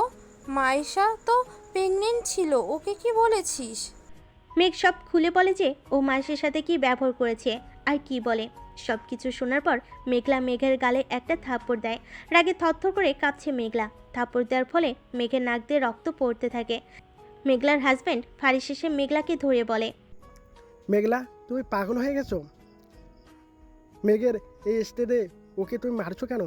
তাহলে কি করব তুমি বলো? মাইশা প্রেগনেন্ট, ওকে এই স্টেজে এতটা স্ট্রেস দিল কেন ও? এতে ওর ওপর কতটা এফেক্ট হতে পারে মেঘের কোনো আইডিয়া আছে? আমি মরে গেলেও আইন ওকে ঠিকই সামলাতে পারবে। মেঘলা আর ফারিস কিছুটা চমকে বলে, আয়ানকে? আদ্র ফোনে কথা বলে স্টেজের দিকে তাকিয়ে দেখে মায়েরা নেই। আদ্রর বুকে মোচড় দিয়ে ওঠে। ও আশেপাশে তাকিয়ে মায়েরাকে খুঁজতে চেষ্টা করে, কিন্তু কোথাও পায় না মায়েরাকে। রাহুল মায়ের ড্রেসের চেনে হাত দিবে তার আগেই ও রাহুলের হাতে কামড় দিয়ে আদ্র ভাইয়ের নাম ধরে জোরে একটা দাগ দেয়। আদ্র তখন ওই রুমের পাশ দিয়ে যাচ্ছিল। মায়েরার গলার আওয়াজ শুনে জলদি করে রুমের দিকে এগিয়ে যায়, কিন্তু ডোর লক ছিল। আদ্রর কাছে ওই রুমের ডুপ্লিকেট চাবি ছিল। চাবি দিয়ে দরজা খুলে আদ্রের চোখ ছানা পড়া। আদ্রের রাগের কারণে কপালের রগ ফুলে উঠেছে। আদ্র ভাইয়াকে দেখে মায়ের কলিজা ঠান্ডা হয়। ও রাহুলকে ধাক্কা দিয়ে আদ্র ভাইয়ার বুকে ঝাঁপিয়ে পড়ে। আদ্র ভাইয়াকে দেখে রাহুল তার হাতের বাঁধন আলগা করে দেয়, যার ফলে ওর তাকে ধাক্কা দিতে বেশি কষ্ট হয়নি। মায়েরা আদ্র ভাইয়াকে শক্ত করে জড়িয়ে ধরে কান্না করে দেয়। হাত পা প্রচণ্ড পরিমাণে কাঁপছে ওর। আদ্র মায়ের অবস্থা দেখে মাথা কাজ করা বন্ধ করে দিয়েছে। ওর বারবার মনে হচ্ছে এই অবস্থার জন্য ও দায়ী। মায়েরার কান্নার আওয়াজে ফাংশনের বেশ মানুষ ওই রুমে উপস্থিত হয়। বাড়ির সবাইকে দেখে বেশ ভয় হচ্ছিল মায়েরার। কে জানে তারা কে কিভাবে বিষয়টা নেবে। এত মানুষ দেখে আদ্র ভাইয়া তার পরনের ব্লেজারটা খুলে ওকে পরিয়ে দিয়েছে। আম্মু এসে মায়েরাকে বলে, আম্মু কি হয়েছে তোর? ঠিক আছিস তুই? মায়েরা কি বলবে বুঝতে পারছে না। আশেপাশে মানুষজন সব বিড়বিড় করে বলছে, আহারে বেচারা, মেয়েটার অল্প বয়সে ইজ্জতটা গেল। তাদের কথা শুনে আদ্র ভাইয়া হুঙ্কার দিয়ে বলে, কিছু হয়নি মায়েরার, সময় মতো এসেছিলাম আমি। উল্টাপাল্টা কিছু বলবেন না আপনারা। আদ্র ভাইয়া কথাটি বলে তার শার্টের হাতা ফোল্ড করে রাহুলের দিকে এগিয়ে যায়। পুরো বাড়ি থমথমে হয়ে আছে। বাড়ির সবাই বেশ রেগে আছে। আম্মু তো এখনো কান্না থামেনি। বাড়ির সব গেস্টরা চলে গেছে।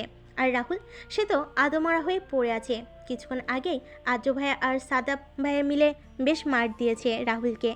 আদ্র ভাইয়া তো মেরেই ফেলতো তাকে, কারণ অনেক কষ্টে আটকিয়েছে সাদাব ভাইয়া। রওশন ভাইয়া মাথা নিচু করে দাঁড়িয়ে আছে, জানা নেই কেন। হয়তো এই ঘটনার জন্য তিনি নিজেকে দায়ী করছেন। রওশন ভাইয়া বলেন, সব কিছুর জন্য আমি দায়ী। আর যদি আমি রাহুলকে ইনভাইট না করতাম তাহলে এমন পরিস্থিতি আসতো না। রওশন ভাইয়ের কথা শুনে বাবা বলে, না রওশন, এখানে তোমার কোনো দোষ নেই। তুমি কি আর জানতে যে রাহুল এমনটা করবে? হ্যাঁ।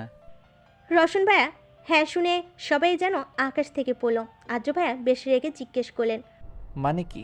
রওশন ভাইয়া আহত কণ্ঠে বললেন, আসলে রাহুল আগে থেকেই এমন ছিল। এর আগেও 3-4টা মেয়েকে রেপ করেছে ও, কিন্তু ও বেশ ভালো ঘরে ছেলে হওয়াতে ছাড়া পেয়ে গেছে। ওর এমন আচরণে আমি ওর সাথে মেশা বন্ধ করে দিয়েছি।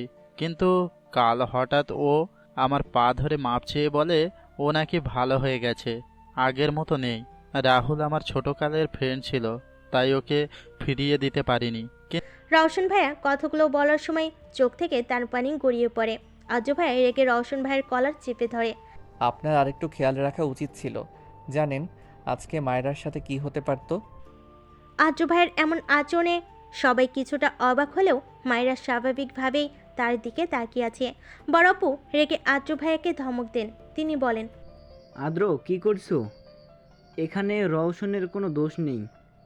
সব সমস্যার মূল রাহুল, আর ওর ব্যবস্থা আমি। বড় আপুর কথা শেষ না করতেই আদ্র ভাইয়া বলে, খবরদার, রাহুলের যা করার আমি করব, কেউ ওকে টাচ করবে না। আদ্র ভাইয়ের এমন রাগ মিশ্রিত কণ্ঠ শুনে বাড়ির সবাই কিছুটা ভয় পেল, কারণ তারা জানে আদ্র ভাইয়ের রাগ চরম পর্যায়ে গেলে কি হয়। বড় আপু বলেন, আচ্ছা তোমার যা করার করো, আমরা কেউ কিছু বলবো না। আদ্র ভাইয়া তার গার্ডদের ডেকে বললেন। একে নিয়ে যাও। গার্ডরা রাহুলকে টেনে হিঁচড়ে নিয়ে যায়। রাহুল টু শব্দ করলো না, কারণ সে সেন্সে নেই। মায়ের খুব খারাপ লাগছিল, তাই আম্মুকে বলল, আম্মু আমার ভালো লাগছে না, আমি রুমে যাব। আচ্ছা চলো। তোমার আশা লাগবে না, তুমি এখানে থাকো, আমি একটু একা থাকতে চাই। আম্মু মায়ের কথা শুনে কপালে একটা চুমু দিয়ে বললেন, আচ্ছা যাও। মায়েরা উঠে রুমের দিকে যাবে, তার আগে পায়ের ব্যথার কারণে পা ধরে নিচে বসে পড়ল। পায়ের দিকে তাকিয়ে দেখলো বস বড় একটা কাজ ঢুকে গেছে। আম্মু আব্বু সবাই এগিয়ে আসলেন ওর দিকে। আব্বু বলল, কি হয়েছে আম্মু?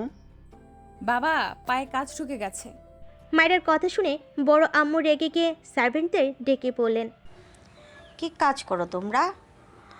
ঠিকভাবে বাসাটা পরিষ্কার করতে পারো না?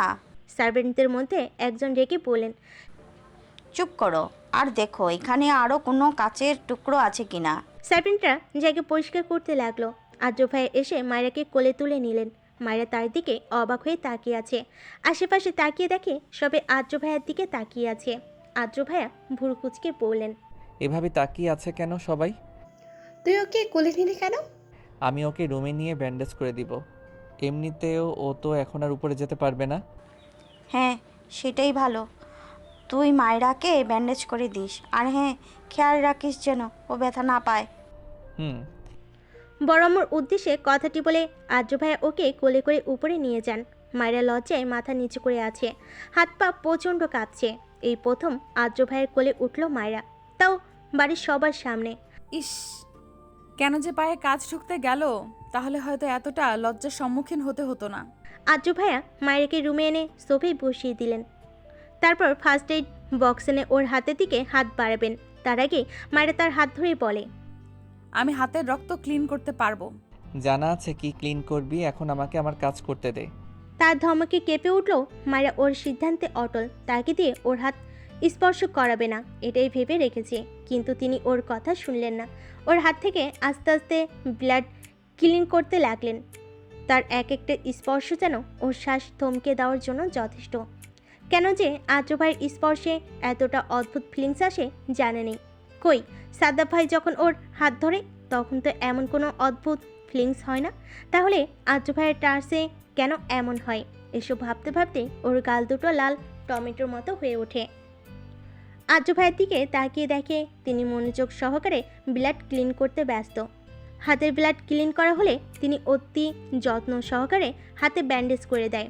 তারপর ওর দিকে তাকিয়ে বাঁকা হাসি দিয়ে বলে, তোর এই টমেটোর মতো গাল দেখলে ইচ্ছে করে কামড়ে খেয়ে ফেলি।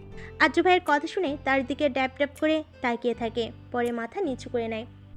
লোকটা এতটা বেহায়া কেন? সবসময় কোনো না কোনো কথায় আমাকে লজ্জায় ফেলে দেয়। আমি বেহায়া দেখেই তো তুই এত ভদ্র। বেহায়া না হলে তোর মতো নিরামিষকে হ্যান্ডেল করতাম কি করে? তার থেকে কথা শুনে ওর মাথা চক্কর দিয়ে উঠল। মায়েরা তাকে বলে, আপনি আমার মনের কথা শুনলেন কি করে? মনের কথা কেন, আমি তোর সব কথাই শুনতে পাই। তোর চোখের ভাষা, তোর ইশারা, সব। ভালোবাসি যে তোকে, এতটুকু না বুঝতে পারলে কি করে হয়? তার কথা শুনে কি উত্তর দিবে জানে না, কিন্তু এতটুকু জানে তিনি ওকে প্রচণ্ড ভালোবাসে। কিন্তু এই ভালোবাসার কোনো মানে নেই, এটা অসমাপ্ত ভালোবাসা, এটা কখনো পূর্ণতা পেতে পারবে না। বেশ খারাপ লাগছে ওর, বুকে চাপ অনুভব করছে অনেক। কেন যেন এই কথাগুলো ভাবলেই খারাপ লাগা কাজ করে। হঠাৎই অনুভব করলো কেউ ওর পা স্পর্শ করেছে। তাকিয়ে দেখে আদ্র ভাইয়া। জলদি করে পা সরিয়ে নিল ও। ওর পা সরানোর কারণে বিরক্ত হয়ে বলেন, কি হয়েছে, পা সরালি কেন? আপনি আমার পা টাচ করছেন কেন? পা না টাচ করলে ওষুধ কি মুখ দিয়ে লাগাবো? তার এমন রাগ মিশ্রিত কণ্ঠে কিছুটা অবাক হলো। মায়েরা তাকে বলল, আপনি তো আমার বড়, তাহলে কিভাবে? বড় ছোট এসবে কিছু আসে যায় না। এখন জলদি পা দে, না হলে থাপ্পড় দিব কিন্তু। না চাইতো পা এগিয়ে দিতে হলো ওকে। আর্য ভাইয়া মায়ের পায়ের ব্লাড ক্লিন করে ব্যান্ডেজ করে দেয়। ওর প্রচুর আনইজি ফিল হচ্ছে, খারাপ লাগছে বলা চলে, কারণ আর্য ভাইয়াকে দিয়ে নিজের পা ছুতে দেওয়ার ইচ্ছে একেবারেই ছিল না ওর। হঠাৎ আর্য ভাইয়া ওকে কোলে তুলে নিলেন। মায়ের চমকে তাকে জিজ্ঞেস করে, আবার কোলে তুলছেন কেন? তিনি মায়েরাকে কিছু না বলে বাইরে নিয়ে যেতে থাকে। মায়েরা তাকে বারবার জিজ্ঞেস করছে কই নিয়ে যাচ্ছেন, কিন্তু তিনি কোনো উত্তর দিলেন না। নিচে এসে ওদের আবার এভাবে দেখে আদ্রিতা আপু ভুর কুচকায়। আপু বলে, আদ্র, ওকে আবার নিচে নিয়ে এসেছিস কেন? রুমে রেস্ট করুক। ওকে হসপিটালে নিয়ে যাচ্ছি। কেন, মায়ের বেশি খারাপ লাগছে নাকি? হুম, পায়ে কাজ ঢুকেছে, তাই একবার আয়নার থেকে চেক আপ করিয়ে আসি, পরে যদি ইনফেকশন হয়। আরে গাধা, এতটুকু কাজ ঢোকায় ইনফেকশন হয় না। তারপরও তোর যদি ভয় থাকে তাহলে যা হসপিটালে নিয়ে। মায়েরা তাদের কথার মাঝে ফোন কেটে বলে, আরে না আপু, এতটুকু কাজ ঠোকাতে হসপিটালে যাওয়ার কি আছে? আমি ঠিক আছি, ইনফেকশন হবে না। বেশি বুঝিস তুই? তোকে কথা বলতে বলেছি নাকি চুপ থাক তুই? আমার জিনিসের কেয়ার আমি নিজেই রাখতে পারি। আর্য ভাইয়ের কথা শুনে আদ্রিতা আপু মুখ টিপে হাসছে। হলরুমে কেউ নেই, শুধুমাত্র আদ্রিতা আপু ছাড়া। আর্য ভাইয়ার শেষের কথাটা শুনে মায়েরা প্রচণ্ড রকমের অবাক। আর্য ভাইয়া ওকে কোলে রেখে গাড়ি স্টার্ট দিলেন। মায়েরা বিরক্ত হয়ে বলল, আমি সিটে বসবো? কোনো দরকার নেই, চুপচাপ বসে থাক। বেশ বিরক্ত হলো তার এরূপ আচরণে মায়েরা। মাসা কান্না করতে করতে আয়নকে বলে, মেঘের সাথে আমার রিলেশন কলেজ লাইফ থেকে, অনেক ভালোবাসি আমরা একে অপরকে। আমাদের রিলেশনের কথা মেঘের বড় বোন মেঘলাপুও জানতো। তার মধ্যে একদিন ভুল করে আমার আর মেঘের মধ্যে ফিজিক্যাল রিলেশন হয়। যদিও ভুলটা সম্পূর্ণ আমার প্রেগনেন্ট হওয়ার পর আমি ভয় পেলেও মেঘ আর মেঘের বড় বোন মেঘলাপু বেশ খুশি ছিলেন। মেঘলাপু আমাদের কাবিন করিয়ে রেখেছে আমার প্রেগনেন্ট হওয়ার পর। তার মানে তুই মেঘের লিগ্যালি ওয়াইফ? তারপর বিয়ের পর মেঘ কেমন অদ্ভুত আচরণ করতে থাকে, আমাকে ইগনোর করে, অন্য মেয়েদের সাথে রিলেশন করে। আমাকে মেঘ বলে যে ওর নাকি আমাকে আর ভালো লাগে না, কিন্তু আয়ান ভাইয়া আমি শিওর মেঘ মিথ্যা বলছে, ওর কোনো প্রবলেম হয়েছে। তারপর মাইশা কিছুক্ষণ আগে ঘটে যাওয়া ঘটনা খুলে বলে। সব শুনে আয়ন দীর্ঘ নিঃশ্বাস ফেলে। ও বুঝতে পারছে না ওর এখন কি করা উচিত। আয়ন মাইশাকে বলে, তুই চিন্তা করিস না, আমি দেখছি কি করা যায়। ভাইয়া বাসার সবাইকে কি বলবো? আমি দেখছি, রেস্ট। আয়ন নিজের অ্যাপ্রন হাতে নিয়ে উঠে দাঁড়ালো। তারপর মাইশার দিকে তাকিয়ে একটা হাসি দিয়ে বলল, কর। আয়ন বেরোতে যাবে তখন একজন নার্স হন্তদন্ত হয়ে এসে কেবিনে এসে আয়নকে উদ্দেশ্য করে বলে, স্যার। হ্যাঁ বল। স্যার, আদ্র স্যার এসেছে মায়রা ম্যামকে নিয়ে। আদ্রের নাম শুনে মাইশার গলা শুকিয়ে আসছে। আয়ন একবার মাইশার দিকে তাকিয়ে তারপর নার্সকে বলে, হঠাৎ? স্যার, মায়রা ম্যামের পায়ে বেশ ব্যথা পেয়েছে আর হাতে ব্যান্ডেজও দেখলাম। হোয়াট? মায়েরার এই অবস্থা শুনে আয়নের বুকে মোচড় দেয়। মায়েরা অনেক আদরের আয়নের কাছে। দুনিয়া একদিকে তো মায়েরা একদিকে। নিজের জীবনের থেকেও বেশি ভালোবাসে আয়ন তার বোনকে। ছোট থেকে বেশ আদরে বড় করেছে আয়ন মায়েরাকে। কাঁপা কাঁপা কণ্ঠে আয়ন নার্সকে জিজ্ঞেস করে, ওরা এখন কই? স্যার, আপনার কেবিনে বসে আছে। আয়ন দৌড়ে বেরিয়ে যায় মাইশার কেবিন থেকে। এদিকে মাইশারও বেশ টেনশন হচ্ছে মায়েরার জন্য। অনেক আদরের বোন মায়েরা, বলতে গেলে খান পরিবারের আত্মা হচ্ছে মায়েরা। মাইশা নার্সকে জিজ্ঞেস করে, নার্স, মায়ের অবস্থা কি বেশি খারাপ? না ম্যাম, অতটা না। আপনি অস্থির হবেন না, রেস্ট করুন। এই হসপিটালটা আয়নের, তাই মোটামুটি সবাই আয়নের ফ্যামিলিকে চিনে। মেঘের অবস্থা দিন দিন খারাপ হচ্ছিল। মেঘলা ডাক্তারের থেকে পরামর্শ করে পরশুদিন ওকে দেশের বাইরে নিয়ে যায় চিকিৎসার জন্য। বাংলাদেশের ডাক্তাররা বলেছে যদি একটু উন্নতি হয় হতে পারে। তাই মেঘলা একটু আশা নেই বিদেশ পাড়ি দেয় ভাইকে নিয়ে। এখানে মেঘের যদিও একটু মত ছিল না, তারপর ও মেঘের বাচ্চার ওয়াদা দিয়ে ওকে বিদেশে চিকিৎসা করাতে নিয়ে যায়। আইন দৌড়ে কেবিনে ঢুকে দেখে মায়েরা বেডে মুখ ফুলিয়ে বসে আছে, আর তার পাশেই আদ্র দাঁড়িয়ে ফোন টিপছে। আইন দৌড়ে গিয়ে মায়েরাকে জড়িয়ে ধরে কপালে একটা চুমু দেয়। ভাইয়ের এমন ভালোবাসা দেখে মুচকি হাসে আদ্র। ও মনে মনে ভাবে, কতটা লাকি আমার বউ, এত কেয়ারিং একজন ভাই পেয়েছে। আয়ানের মতো কেয়ার তো আমিও করতে পারবো না। ভাইয়ের কেবিনে বসেছিল মায়েরা, তখনই ভাই এসে জড়িয়ে ধরে ওকে। কালকে কই ছিলে ভাইয়া? ওর প্রশ্নটা শুনে ভাইয়া কেমন যেন আমতা আমতা করে বলতে লাগলেন। আয়ন ভাইয়া বলল, কালকে অনেক দরকারি একটা সার্জারি ছিল, তো তাই আসতে পারিনি। ও। আয়ন ভাইয়া আদ্র ভাইয়ের দিকে তাকিয়ে জিজ্ঞেস করে, আদ্র, মায়রার এমন অবস্থা কিভাবে হলো? মায়েরা ভীত দৃষ্টিতে আদ্র ভাইয়ের দিকে তাকিয়ে আছে। মনে মনে পে করছে যেন আদ্র ভাইয়া আজকে ঘটনা না বলে। আদ্র ভাইয়া ভাইয়াকে বলে, আসলে আয়ান। আদ্র ভাইয়া আর কিছু বলতে যাবে তখনই একজন দৌড়ে এসে বলে, ডক্টর আয়ান, আপনার পেশেন্টের শ্বাস নিতে প্রবলেম হচ্ছে, জলদি আসুন। আয়ন ভাইয়া কথাটি শুনে ওদের উদ্দেশ্যে বলে, তোরা থাক, আমি একটু দেখে আসি। ভাইয়ের কথার বিপরীতে মাথা নাড়ল মায়েরা। ভাইয়া চলে যাবার পরও আদ্র ভাইয়ের দিকে তাকিয়ে বলে, আদ্র প্লিজ ভাইয়াকে আজকে ঘটা কোনো কিছু বলবেন না, তাহলে ভাইয়া পাগল হয়ে যাবে নিশ্চিত। ওর কথা শুনে আদ্র ভাইয়ের চোখ ছোট ছোট করে বলেন, আমি যদি নাও বলি তাহলে বাড়ির কারো না কারো কাছ থেকে আয়ান ব্যাপারটা জেনে যাবে, তখন কি করবি? তখনকার ব্যাপার হ্যান্ডেল করে নিব, বাট আপাতত না। ভাইয়াকে দেখে বেশ চিন্তিত মনে হচ্ছিল, তাই এখন আর স্ট্রেস দিতে চাই না। আচ্ছা, বলবো না। আদ্র ভাইয়ের কথা শুনে প্রশান্তির নিঃশ্বাস ফেলল মায়েরা। ও বসেছিল, তখনই ফোনে একটা মেসেজ আসে। মেসেজটা দেখে কপালে বিন্দু বিন্দু ঘাম জমা হয় ওর, আর মনের ভেতর জাগে আদ্র ভাইয়াকে হারিয়ে ফেলার ভয়। এবার হয়তো আদ্র ভাইয়াকে হারিয়েই ফেলবো আমি।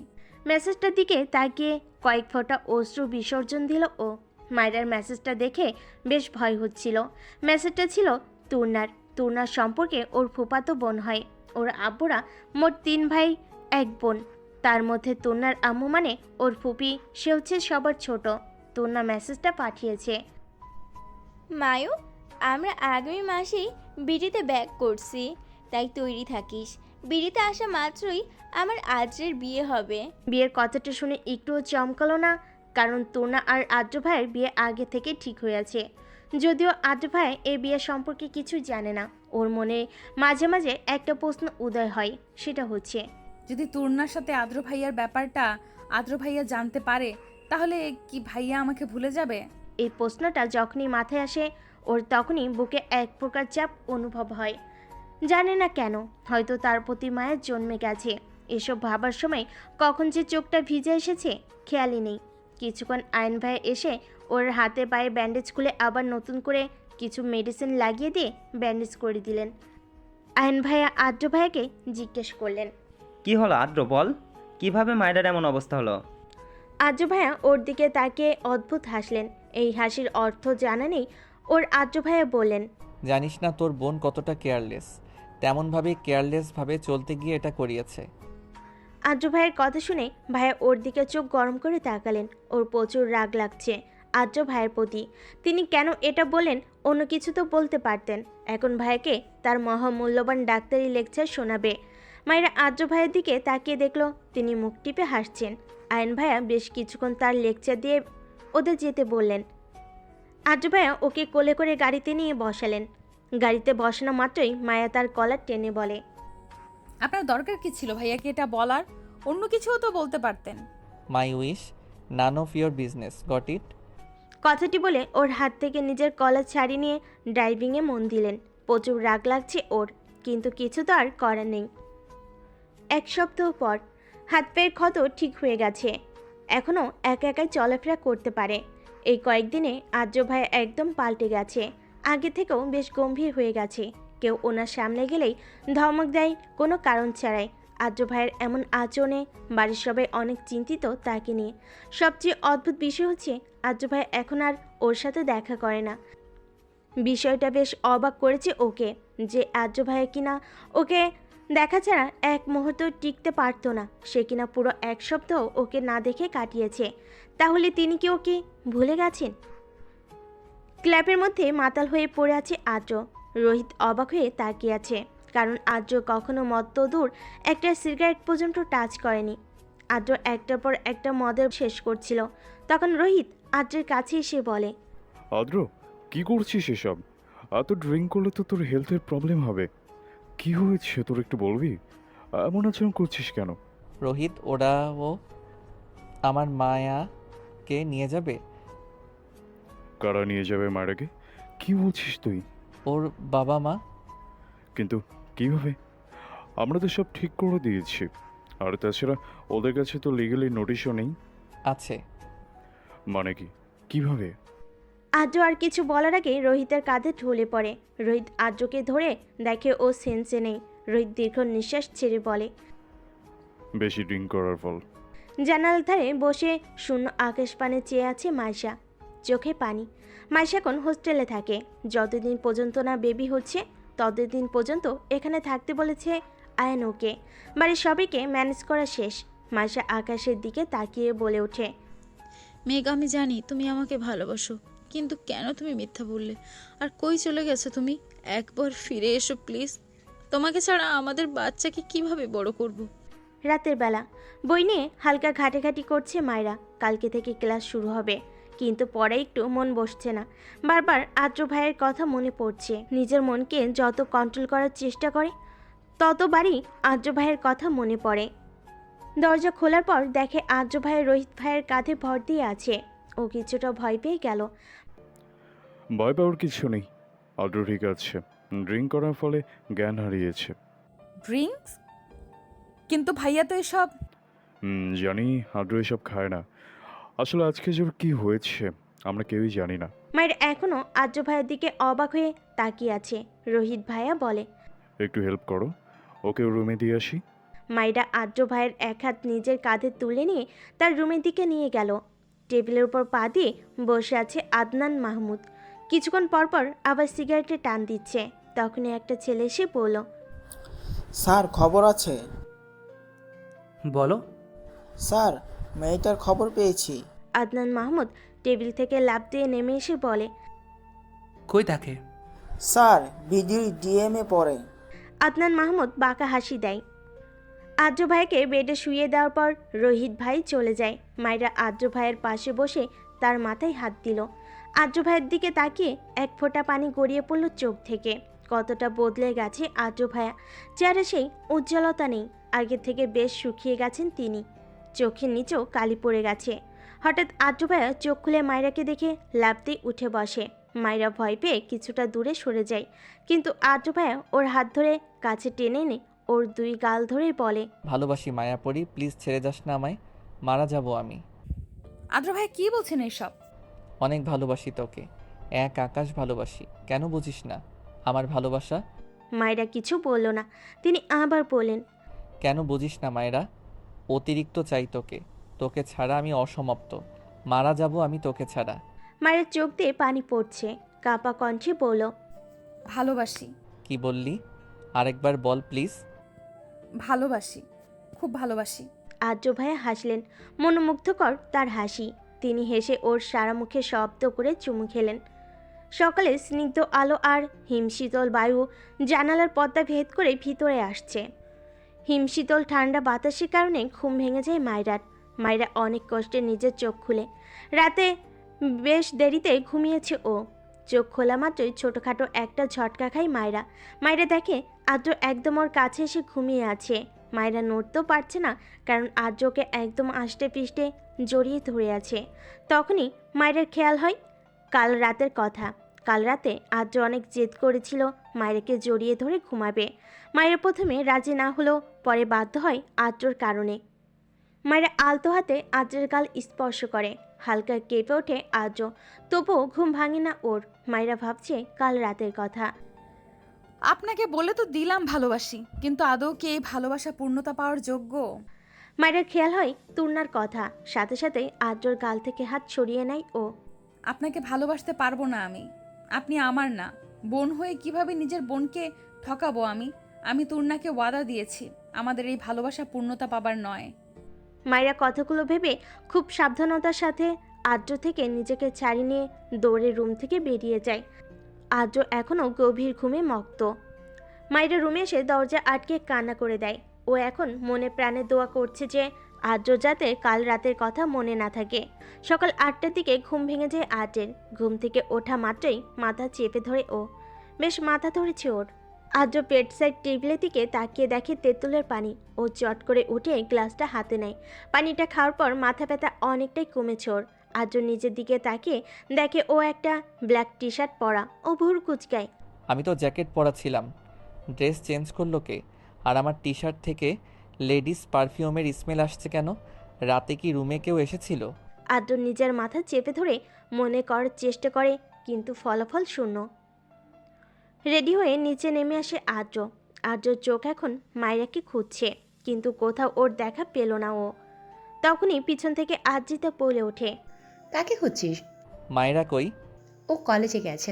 ভুলে গেছিস আজকে ওর মেডিকেলের ফার্স্ট ক্লাস? শিট, আপু আমি বেরোচ্ছি। বলেই দৌড়ে বাইরে চলে যায় আদ্র।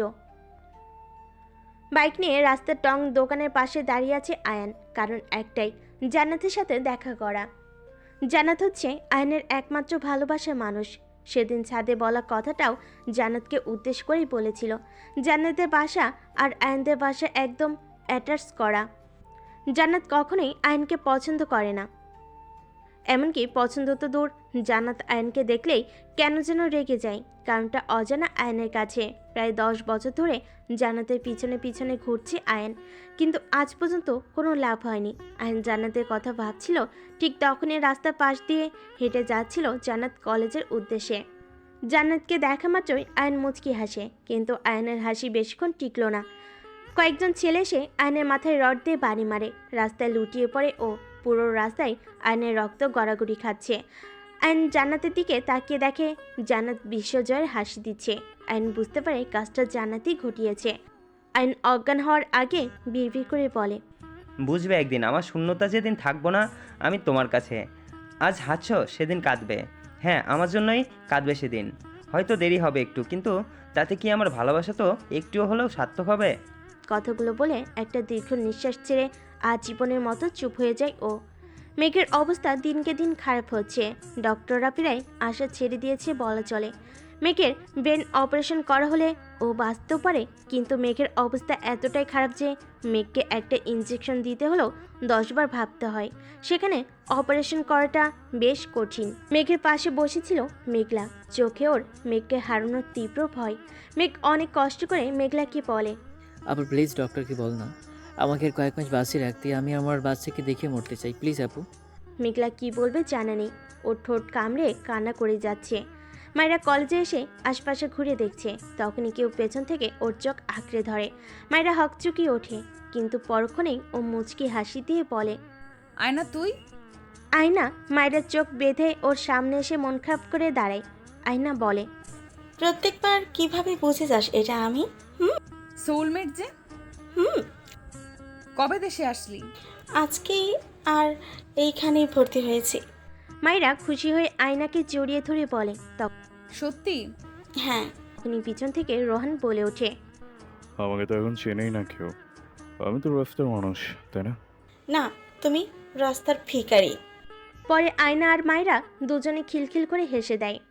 মায়েরা হাসি থামিয়ে বলে, কেমন আছো ভাইয়া?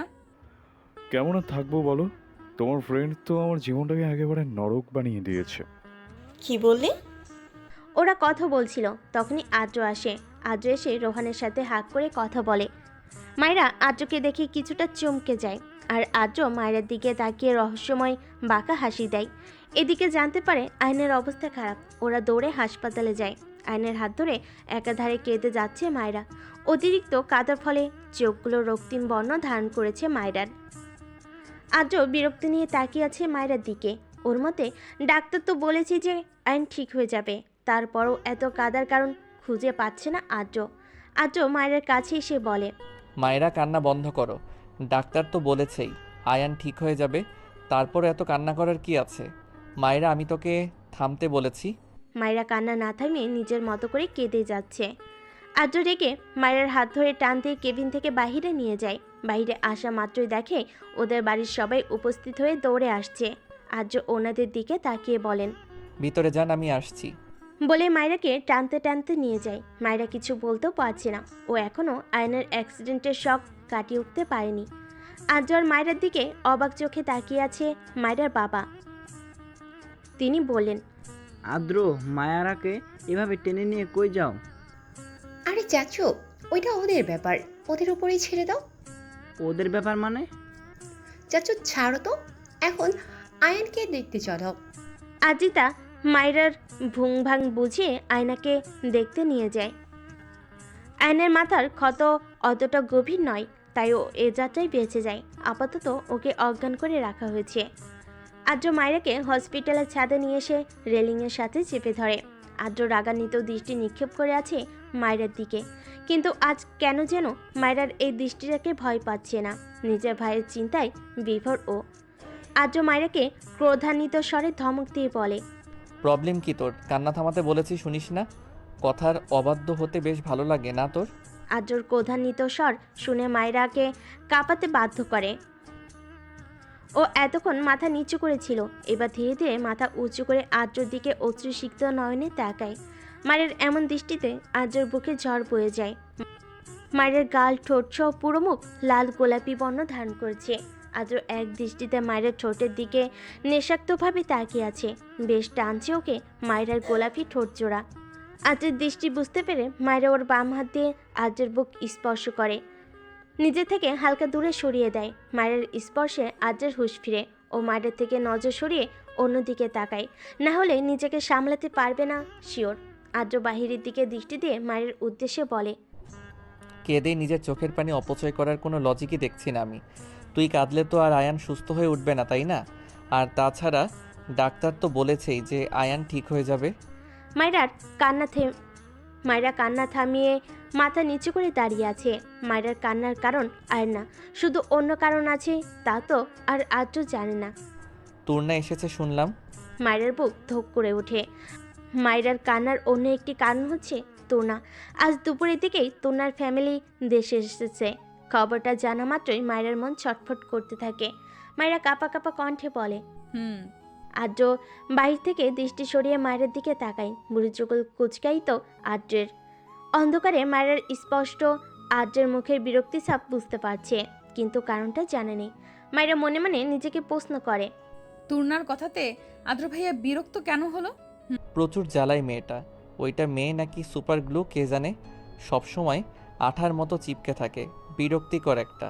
আদ্রের কথায় মায়েরা হাসে, মন খুলে হাসে। আদ্রের কথায় যতটা মজা পেয়েছে তার থেকে বেশি খুশি হয়েছে এই ভেবে যে আদ্র ভাইয়াও তাহলে মায়েরাকে ভালোবাসে না। শত কষ্ট মাঝেও একটু হলেও শান্তি অনুভব করে মায়েরা, কিন্তু এই শান্তিটুকু হয়তো বেশক্ষণ টিকবে না ওর কপালে। মায়েরার হাসির দিকে মুগ্ধ দৃষ্টিতে চেয়ে আছে আদ্র। চোখের পলক পড়ছেই না ওর। চোখের পলক পড়লে যেন মায়েরা হারিয়ে যাবে, তার ভয়ে চোখের পলকও ফেলছে না ও। আদ্রের উইকনেস হচ্ছে মায়েরার হাসি। মায়েরা যদি মুচকি হেসে ওর কাছে কোনো আবদার করে, তাহলে সেটা ফেরানোর সাধ্য আদ্র নেই। আদ্র অনুমনস্ক হয়ে মায়েরার হাসির দিকে তাকিয়ে বলে, তোর হাসিটা অনেক সুন্দর, এমনভাবে আর হাসিস না, তাহলে আমাকে অকালেই ওপরে টিকিট কাটতে হবে। আদ্রর কথাটা শোনা মাত্রই মায়েরার হাসা বন্ধ হয়ে যায়। সাথে সাথে ওর গাল দুটো লাল বর্ণ ধারণ করে। মায়ের এটা ছোটবেলার স্বভাব। কেউ ওর একটু প্রশংসা করলেই ও লজ্জায় কুকড়ে যায়। মায়েরা মাথা নিচু করে আঙ্গুল মোচড়াতে থাকে। মায়েরার লাল গালগুলো দেখে নিজেকে আর কন্ট্রোল করতে পারে না আদ্র। ও মায়েরার সামনে গিয়ে ওর গাল দুটো নিজ হাতে ধরে কপালের গালে দুটো কামড় দিয়ে চুমু দেয়। তারপর সাথে সাথে মায়েরা থেকে দূরে সরে যায়। আদ্রের এহেন কাণ্ডে মায়েরা অবাক হয়ে তাকিয়ে আছে ওর দিকে। মাসের প্রেগনেন্সির আজ 4 মাস পূর্ণ হলো, তাই আজকে আবার নতুন করে চেক আপ করাতে এসেছে ও। মাসা ডাক্তারের কাছে বসে আছে। ডাক্তার ওকে দেখা মাত্র জিজ্ঞেস করে, আরে মাইশা যে, তা মেঘের কি অবস্থা? দেশে এসেছে নাকি? মানে? মেঘের তো ব্রেন টিউমার ছিল, আমার কাছে চিকিৎসা করে আসছিল, কিন্তু ওর অবস্থা বেশ খারাপ ছিল, তাই বিদেশে নিতে বলেছিলাম। ডাক্তারের কথা শুনে অজ্ঞান হয়ে যায় মাইশা। এদিকে হসপিটালের ছাদে চুপচাপ দাঁড়িয়ে আছে মায়েরা। আদ্র ফোনে কথা বলাই ব্যস্ত। মায়েরা রেলিং ধরে দাঁড়িয়ে ঢাকার ব্যস্ত নগরী দেখছে। হঠাৎই ঝুম বৃষ্টি শুরু হয়। বৃষ্টির কারণে আদ্র তাড়াতাড়ি ফোনে কথা বলে মায়ের কাছে এগিয়ে যায়। আদ্র মায়ের কাছে গিয়ে দেখে মায়েরা পুরো ভিজে গিয়েছে, শীতে কাঁপছেও। আদ্র মায়ের কাছে এগিয়ে বলে, চল সাইডে দাঁড়াই, এই অবস্থাতে নিচে যাওয়া যাবে না। মায়রা আর আদ্র ছাদের এক সাইডে এসে দাঁড়ায়। শীতে প্রচণ্ড কাঁপছে মায়রা। আদ্র মায়রার পেছনে গিয়ে ওকে জড়িয়ে ধরে। আদ্র মায়রাকে পিছন থেকে জড়িয়ে ধরার পর মায়রা শিউরে ওঠে। সারা শরীর অদ্ভুতভাবে কেঁপে ওঠে মায়রার। মায়রার কাঁপুনির কারণে আদ্র মায়রাকে আরেকটু জোরে জড়িয়ে ধরে। আদ্র মায়রার কানের কাছে গিয়ে বলে, বেশি ঠান্ডা লাগছে? আদ্রর এমন শীতল কণ্ঠ শুনে আরেক দফা কেঁপে ওঠে মায়রা। ও মাথা নিচু করে বলে, নিচে চলুন প্লিজ। আদ্র মায়রাকে ছেড়ে দেয়। তারপর নিজের পরনের শার্টটা খুলে মায়রাকে পরিয়ে দেয়। আদ্রর শরীরে এখন শুধুমাত্র একটা পাতলা গ্রে কালারের টি শার্ট আছে। আদ্র মায়রাকে শার্টটা পরিয়ে দিয়ে বলে, এখন চল। মায়রা ইতস্তত বোধ করে বলে, আপনার ঠান্ডা লাগছে না? মায়রার প্রশ্ন শুনে আদ্র স্মিত হাসে। হুম, চল। মায়রা হাঁপ ছেড়ে নিচে যাওয়ার উদ্দেশ্যে পা বাড়ায়। জান্নাত নিজের রুমে অস্থিরভাবে পায়চারি করছে। ওর অস্থিরতার একটাই কারণ, আর সেটা হচ্ছে আয়ান। কিন্তু জান্নাত ভেবে পাচ্ছে না কেন ও আয়ানকে নিয়ে এতটা চিন্তিত। ও তো নিজে চেয়েছিল যে আয়ান মারা যাক, তাহলে এখন কেন আয়ানের জন্য খারাপ লাগছে? জান্নাত কতগুলো ভাবছিল, তখনই ওর আম্মু ওর রুমে প্রবেশ করে। তিনি জান্নাতকে উদ্দেশ্য করে বলেন, এইভাবে পায়চারি করছিস কেন জান্নাত? জান্নাত মায়ের দিকে অপরাধমূলক দৃষ্টিতে তাকায়। জান্নাতের আম্মু জান্নাতের এমন দৃষ্টিতে কিছুটা চিন্তিত হন। জান্নাতের আম্মু চিন্তিত স্বরে বলেন, কি হয়েছে জান্নাত? তোকে এমন দেখাচ্ছ কেন? ঠিক আছিস তুই? কিছু কি হয়েছে?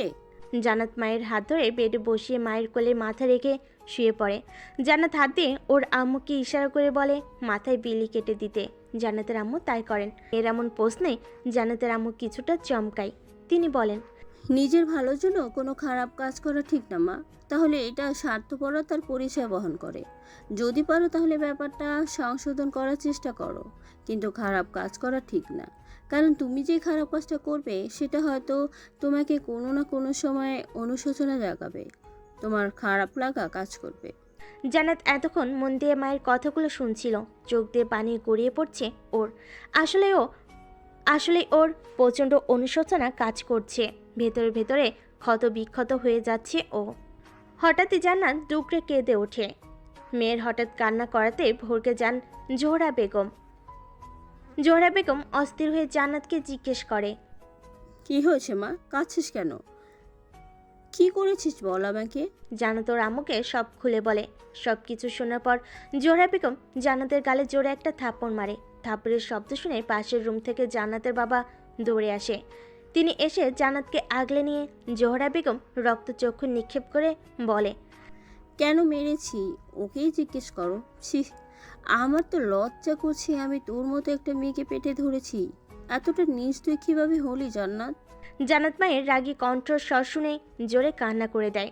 মায়েরা আর আদ্র নিচে নামা মাত্রই কোথা থেকে যেন তুনা দৌড়ে এসে আদ্রকে জড়িয়ে ধরে। কই ছিলে Adro? I miss you so much. মায়েরা আর আদ্র দুজনেই অবাক তুনাকে এই সময় এখানে দেখে। তার থেকেও বেশি অবাক তুনার ড্রেস আপ দেখে। তুনার পরনে একটা 3/4 প্যান্ট আর খুব ছোট একটা স্লিভলেস শার্ট। আর তার থেকেও বড় কথা, শার্টের প্রথম 2টা বোতাম খোলা। আদ্র বিরক্ত হয়ে তুন্না থেকে নিজেকে ছাড়িয়ে নেয়। আদ্র তুন্নাকে একটা ধমক দিয়ে বলে, এসব কি তোর না? পাবলিক প্লেসে এভাবে জড়িয়ে ধরছিস কেন মাথায়? আদ্র সম্পূর্ণ কথা শেষ করার আগেই তুন্নার ড্রেস আপ দেখে লজ্জায় মাথা নামিয়ে নেয়। আদ্রর রাগও লাগছে বেশ, কিন্তু হসপিটালে সিন ক্রিয়েট করা ঠিক হবে না ভেবে চুপ করে আছে। তুনা ঢং করে বলে, কি হলো জান, কথা বলছো না কেন? আর তুমি মাথা নিচু করে আছো কেন? আদ্রর ইচ্ছে করছে তুনাকে একটা থাপ্পড় মারতে, কিন্তু ও এটা করতে পারছে না, কারণ এটা পাবলিক প্লেস। এখানে তুনাকে জোরে একটা ধমক দিল মানুষ জড়ো হয়ে ভিডিও করা শুরু করবে। আদ্র মায়ের দিকে তাকিয়ে বলে, ওকে বলে দিস ড্রেস চেঞ্জ করতে। কথাটা বলেই সেখান থেকে হনহনিয়ে চলে যায় আদ্র। মায়েরা আদ্রের যাওয়ার দিকে তাকিয়ে বড় করে একটা নিঃশ্বাস ফেলে। আদ্রকে আর কিছুক্ষণ তুন্নার পাশে দেখলেও দম বন্ধ হয়ে মৃত্যুবরণ করতো নিশ্চিত। তুন্না মায়েরাকে বলে, আর তো আমাকে দেখলোই না, কত কষ্ট করে পার্লার থেকে সেজে এসেছিলাম। ধ্যাত। মায়েরা হাসলো, মনে মনে হাসলো ও, কারণ তুন্নার সামনে হাসলে নিশ্চিত মেয়েটা ওর 12টা বাজাবে। তুন্না মায়ের দিকে ভুরুকুচকে তাকায় ও বলে, তোর শরীরে আজের শার্ট কেন? তন্নার প্রশ্ন শুনে মায়েরা থতমত খেয়ে যায়। মায়েরা চোখ বন্ধ করে নিজেকে সামলে বলে, আসলে বাহিরে বৃষ্টি হচ্ছিল, তখন আমি পুরো ভিজে গেছিলাম তাই। এই সামান্য কারণে আদ্র তোকে নিজের পরনের শার্ট দিয়ে দিল? কই, আমি যখন বিড়িতে ছিলাম তখন তো আমাকে কখনো নিজের শার্ট দিল না। এটা তোদের ব্যাপার, আমি কিভাবে বলবো? তন্না হঠাৎই কেন যেন রেগে যায়। ও রেগে বলে, আমার উঠবে হাজবেন্ডের শার্ট তোর শরীরে থাকার কোনো অধিকার নেই বলে টানতে আদ্র শার্টটা মায়ের থেকে নিতে যাবে, তখনই আদ্র এসে তন্নার হাত ধরে। আদ্র তন্নার দিকে চোখ গরম করে তাকিয়ে বলে, ডোন্ট ডু দিস।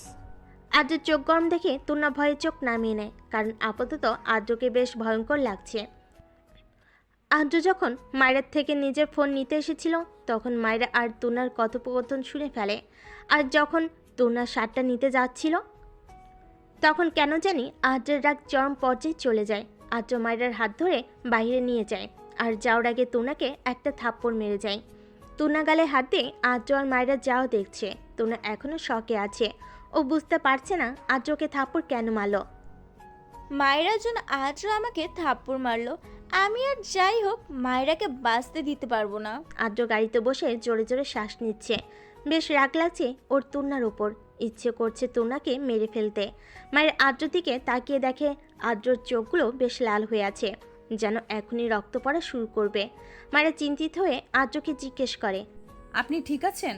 না। কেন? আদ্র মায়ের কাছে একটু এগিয়ে এসে বলে, তোর জন্য। আমার জন্য মানে?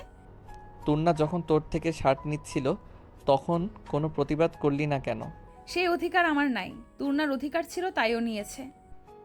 অধিকার? এর কথাই কিছুটা অবাক হয় আদ্র। ও ভুরু কুচকে বলে, মানে? বাসার কারো থেকে জেনে নেবেন। কথাটা বলার পরই গাড়ি থেকে নেমে একটা রিক্সা ঠিক করে চলে যায় মায়েরা। মায়ের চোখে পানি স্পষ্ট, যা আদ্রের চোখ এড়ায়নি। আদ্র বেশ অবাক, কি এমন অধিকারে কথা বলল মায়েরা, তা ভাবতে ভাবতে শেষ আদ্র। মায়েরা রিক্সায় বসে একাধারে কেঁদে যাচ্ছে। কেন কাঁদছে তার কারণ জানা নেই ওর, কিন্তু আপাতত ওর কান্না করলে মন শান্তি হবে না, এটা শিওর। হঠাৎ মায়ের ফোনে কল আসে। মায়ের ফোন রিসিভ করে। ফোনের ওপাশ থেকে মায়ের আম্মু মায়েরাকে বলে, মায়েরা কই তুই?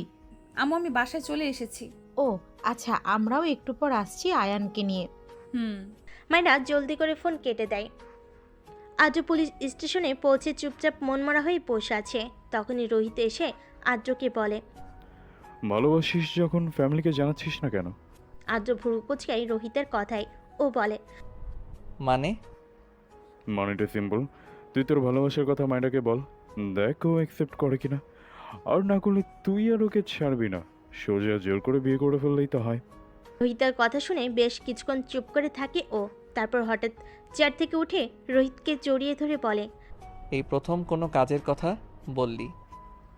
আমি সবসময় কাজের কথাই বলি। আচ্ছা শোন, প্রপোজ করার জন্য যা যা লাগে সব ঠিক করে ফেল। আজকে ওকে প্রপোজ করব, দেন রাজি হলে তো ভালো, না হলে জোর করে বিয়ে করতে হবে। আচ্ছা। বাংলো বাড়িতে এসে গাড়ি থামাতেই মায়ের বুকের ধুকপুকানিটা যেন বেড়ে 4 গুণ হয়ে যায়।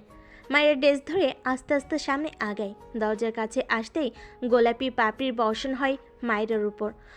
অনেকটা অবাকার পোস্ট নিয়ে সামনে আগায় মায়েরা। কিছুটা সামনে যেতেই একটা লোক এসে মায়েরাকে বলে, ম্যাম স্যার 2nd ফ্লোরে আছে। মায়েরা লোকটির কথা মতো 2nd ফ্লোরে যায়। 2nd ফ্লোরে যাওয়া মাত্রই মায়েরা চক্ষু চড়ক গাছ। 2nd ফ্লোরের চারিদিকে লাভ শেপ বেলুন আর গোলাপের পাপড়ির ছড়াছড়ি। অনেক সুন্দর করে সাজানো হয়েছে 2nd ফ্লোরটাকে। মায়েরা জামা ছেড়ে দিয়ে সামনে এগোয়। সামনে আগানো মাত্রই পিছন থেকে আদ্র এসে মায়েরকে জড়িয়ে ধরে মায়েরার কাঁধে নিজের থুতনি রেখে বলে, হ্যাপি ভ্যালেন্টাইন্স ডে জান। আদ্রর হিসির কথাগুলো শুনে কেঁপে ওঠে মায়েরা। আদ্র মায়েরাকে ছেড়ে ওর সামনে হাঁটু গেড়ে বসে বলে, ছোট থেকেই তোর বাচ্চামোগুলোর প্রতি একটা অন্যরকম আকর্ষণ ছিল আমার। ছোট সময় যখন পুতুলের জন্য কান্না করতি তখন ইচ্ছে করত দুনিয়ার সব পুতুল তোর সামনে হাজির করতে। আস্তে আস্তে বয়স বাড়ার সাথে সাথে বুঝতে পারলাম তোকে আমি ভালোবাসি, অতিরিক্ত চাই। দিবি আমাকে একটা সুযোগ? বিশ্বাস কর, কখনো তোকে নিরাশ করব না। মা যেমন তার সন্তানকে আগলে রাখে যে কোনো পরিস্থিতি থেকে, তেমনি তোকে আগলে রাখবো। একটু ভালোবাসবি আমাকে? কথাগুলো বলে অসহায় চোখে তাকিয়ে আছে মায়ের দিকে। আদ্রর উত্তরের আশায় মায়েরা স্তব্ধ হয়ে আছে। মায়েরা চোখ বন্ধ করে নিজেকে শক্ত করে আদ্রকে বলে, আমি আপনাকে। আদ্র মায়ের দিকে অসহায় চাহনি দিয়ে তাকিয়ে আছে ওর উত্তরের আশায়। আদ্রের চাহনি দেখে কষ্ট পেল মায়েরার কিছু করার নেই। মায়েরা একটা লম্বা শ্বাস নিয়ে আদ্রকে বলে, আমি আপনাকে ভালোবাসি না, আর না আপনাকে কোনোদিন ভালোবাসা সম্ভব। আমি অন্য কাউকে ভালোবাসি, তার সাথে আমার 2 বছরের রিলেশন। এমনকি ছেলেটা আপনার থেকেও অনেক বেশি হ্যান্ডসাম। একদমই কথাগুলো বলে মায়েরা মাথা নিচু করে দেখে আদ্রর লাল টকটকে চোখ থেকে পানি পড়ছে। আদ্র কাঁপছে, রাগে কাঁপছে নাকি অন্য কিছু তা জানা নেই মায়েরার। মায়েরার ভয় হচ্ছে খুব। মায়েরা আস্তে আস্তে পিছিয়ে যেতে থাকে। তখনই আদ্র উঠে এসে মায়েরার হাত অনেক শক্ত করে ধরে, এতটাই শক্ত করে ধরেছে হাত এখনো ভাঙেনি, এটাই অনেক। আদ্র কর্কশ কণ্ঠে বলে, আমি জীবিত থাকতে অন্য ছেলের সাথে রিলেশন করিস? সাহস তো কম না তোর। ইচ্ছে করছে তোকে এখনই জ্যান্ত পুঁতে ফেলি। তো করুন, মানা করেছে কে? তোকে মেরে ফেললে আমার প্রতিশোধ কিভাবে পূরণ হবে? মায়েরা অনেকটা অবাক হয় আদ্রের কথায়। মায়েরা নিজের কণ্ঠে অবাক সুর টেনে বলে, প্রতিশোধ? কিসের প্রতিশোধ? বাহ, আমাকে কষ্ট দিলি, তার শাস্তি তোকে না দেই কিভাবে? আমি অন্য ছেলের সাথে রিলেশন করি, এতে আপনাকে কষ্ট দেওয়ার কি হলো? আদ্রের কপালের রগ ফুটে ওঠে মায়ের কথা শুনে। আরও বেশি হিংস্র হয় আদ্র। ও বলে, রিলেশন করিস 2 বছর, কিন্তু আমি তোকে ভালোবাসি আরও অনেক বছর ধরে, এবং সেটা তুই জানিস। এবং জেনে শুনে তুই অন্য একটা ছেলের সাথে রিলেশনে গেছিস, তাহলে এটাকে ধোঁকা বলে না তো কি বলে? আমি আমার মতো চলবো, তাতে আপনার কি? কারণ তুই আমার, শুধু আমার। Got it? আদ্র মায়ের হাত ধরে টেনে নিচে নিয়ে যেতে থাকে। মায়েরা পিছন থেকে আদ্রকে বলে, কই নিয়ে যাচ্ছেন আমাকে? বিয়ে করতে। মায়ের স্তব্ধ হয়ে যায় আদ্রর কথা শুনে। ওর ব্রেন কাজ করা বন্ধ করে দিয়েছে। আদ্র মায়েরাকে ফার্স্ট ফ্লোরে এনে সোফায় ছুঁড়ে মারে, কিন্তু মায়ের কোনো রিয়াক্ট নেই। আদ্র নিজের ফোন বের করে কাকে যেন ফোন লাগিয়ে বলে, চলে আয়। ও মানেনি। বধূ বেশে বসে আছে মায়েরা, পাশে আদ্র বসা। আর ওর সাথে অনেকে এসেছে আদ্র আর মায়েরার বিয়ের জন্য, এমনকি আদ্রিতাও বাদ নেই। আদ্রের কবুল বলা শেষে মায়েরাকে কবুল বলতে বলা হলে ও চুপ হয়ে থাকে। মায়েরার এমন চুপ থাকাটা আদ্রের সহ্য হয় না। ও রেগে মায়েরাকে একটা থাপ্পড় দিয়ে বলে, কবুল বলবি নাকি আরেকটা দিব? আদ্র থাপ্পড় খেয়ে মায়েরা কান্না করে দেয়। ও অসহায় চোখে আদ্রিতার দিকে তাকায়। আদ্রিতা বলে, কবুল বলে দে বোন, না হলে আরও থাপ্পড় খেতে হবে। মায়েরার প্রচুর রাগ লাগছে আদ্রিতার উপর। ওর মনে হচ্ছে কই আদ্রিতা ওকে একটু হেল্প করবে, তা না সে নিজের ভাইয়ের অনৈতিক কাজে সাপোর্ট করছে। মায়ের ভাবনার মাঝে আরও একটা থাপ্পড় পড়ে ওর গালে। মায়ের আরও জোরে কান্না করে দেয়। এসব মেলোড্রামা অফ করে জলদি কবুল বল, না হলে এখানে তোকে মেরে কবর দিয়ে যাব। বলবো না কবুল, মেরে ফেলুন আমাকে। আদ্র রাগ দ্বিগুণ বেড়ে যায়। আদ্রর ধমক স্বরূপ কথা শুনে কাজী বেশ ভয় পেয়ে যায়। কাজীকে ভয় পেতে দেখে রোহিত বলে, আরে চাচা, স্কুলের টিচারদের মতো জ্ঞান না দিয়ে সিন উপভোগ করুন না। শুধু শুধু ওদের ঝগড়ার ভেতর না গলাচ্ছেন কেন? বলে রোহিত আদ্রকে বলে। Carry on. আদ্র এবার নিজের পকেট থেকে গান বের করে নিজের মাথায় ঠেকিয়ে বলে, বল, বিয়ে করবি নাকি গুলি করব? মায়েরা অনেক ভয় পেয়ে যায় আদ্রর এমন আচরণে। মায়েরা ভীত স্বরে বলে, ওটা সরান প্লিজ, আমি কবুল বলছি। আগে বল। আদ্রের কথা শুনে জলদি করে 3 বার করে কবুল বলে ফেলে। সাথে উপস্থিত সবাই আলহামদুলিল্লাহ বলে ওঠে। বিয়ের আরও কিছু কাজ সমাপ্তি করে পুরোপুরিভাবে স্বামী স্ত্রীর পবিত্র বন্ধনে আবদ্ধ হয় আদ্র আর মায়েরার। আদ্র মায়ের কানে কাছে বলে, এবার আমার প্রতিশোধ নেওয়া শুরু করব। এত কষ্ট দিব যে তুই তোর মৃত্যু কামনা করবি, যে তোকে ভালোবাসবো আমি। বিয়ে করেছি বলে ভাববি না যে তোকে ভালোবাসবো আমি। এতটা টর্চার করব যে রিলেশন করার শাস্তি তুই হাড়ে হাড়ে পাবি। আদ্রর কথাগুলো শুনে কেঁপে ওঠে মায়েরা। ও বুঝতে পারছে ওর জন্য বেশ বড় কোনো কিছু অপেক্ষা করছে। 7 বছর পর আদ্র আর মায়েরা তাদের সন্তান রুহিকে নিয়ে খেলা করছে।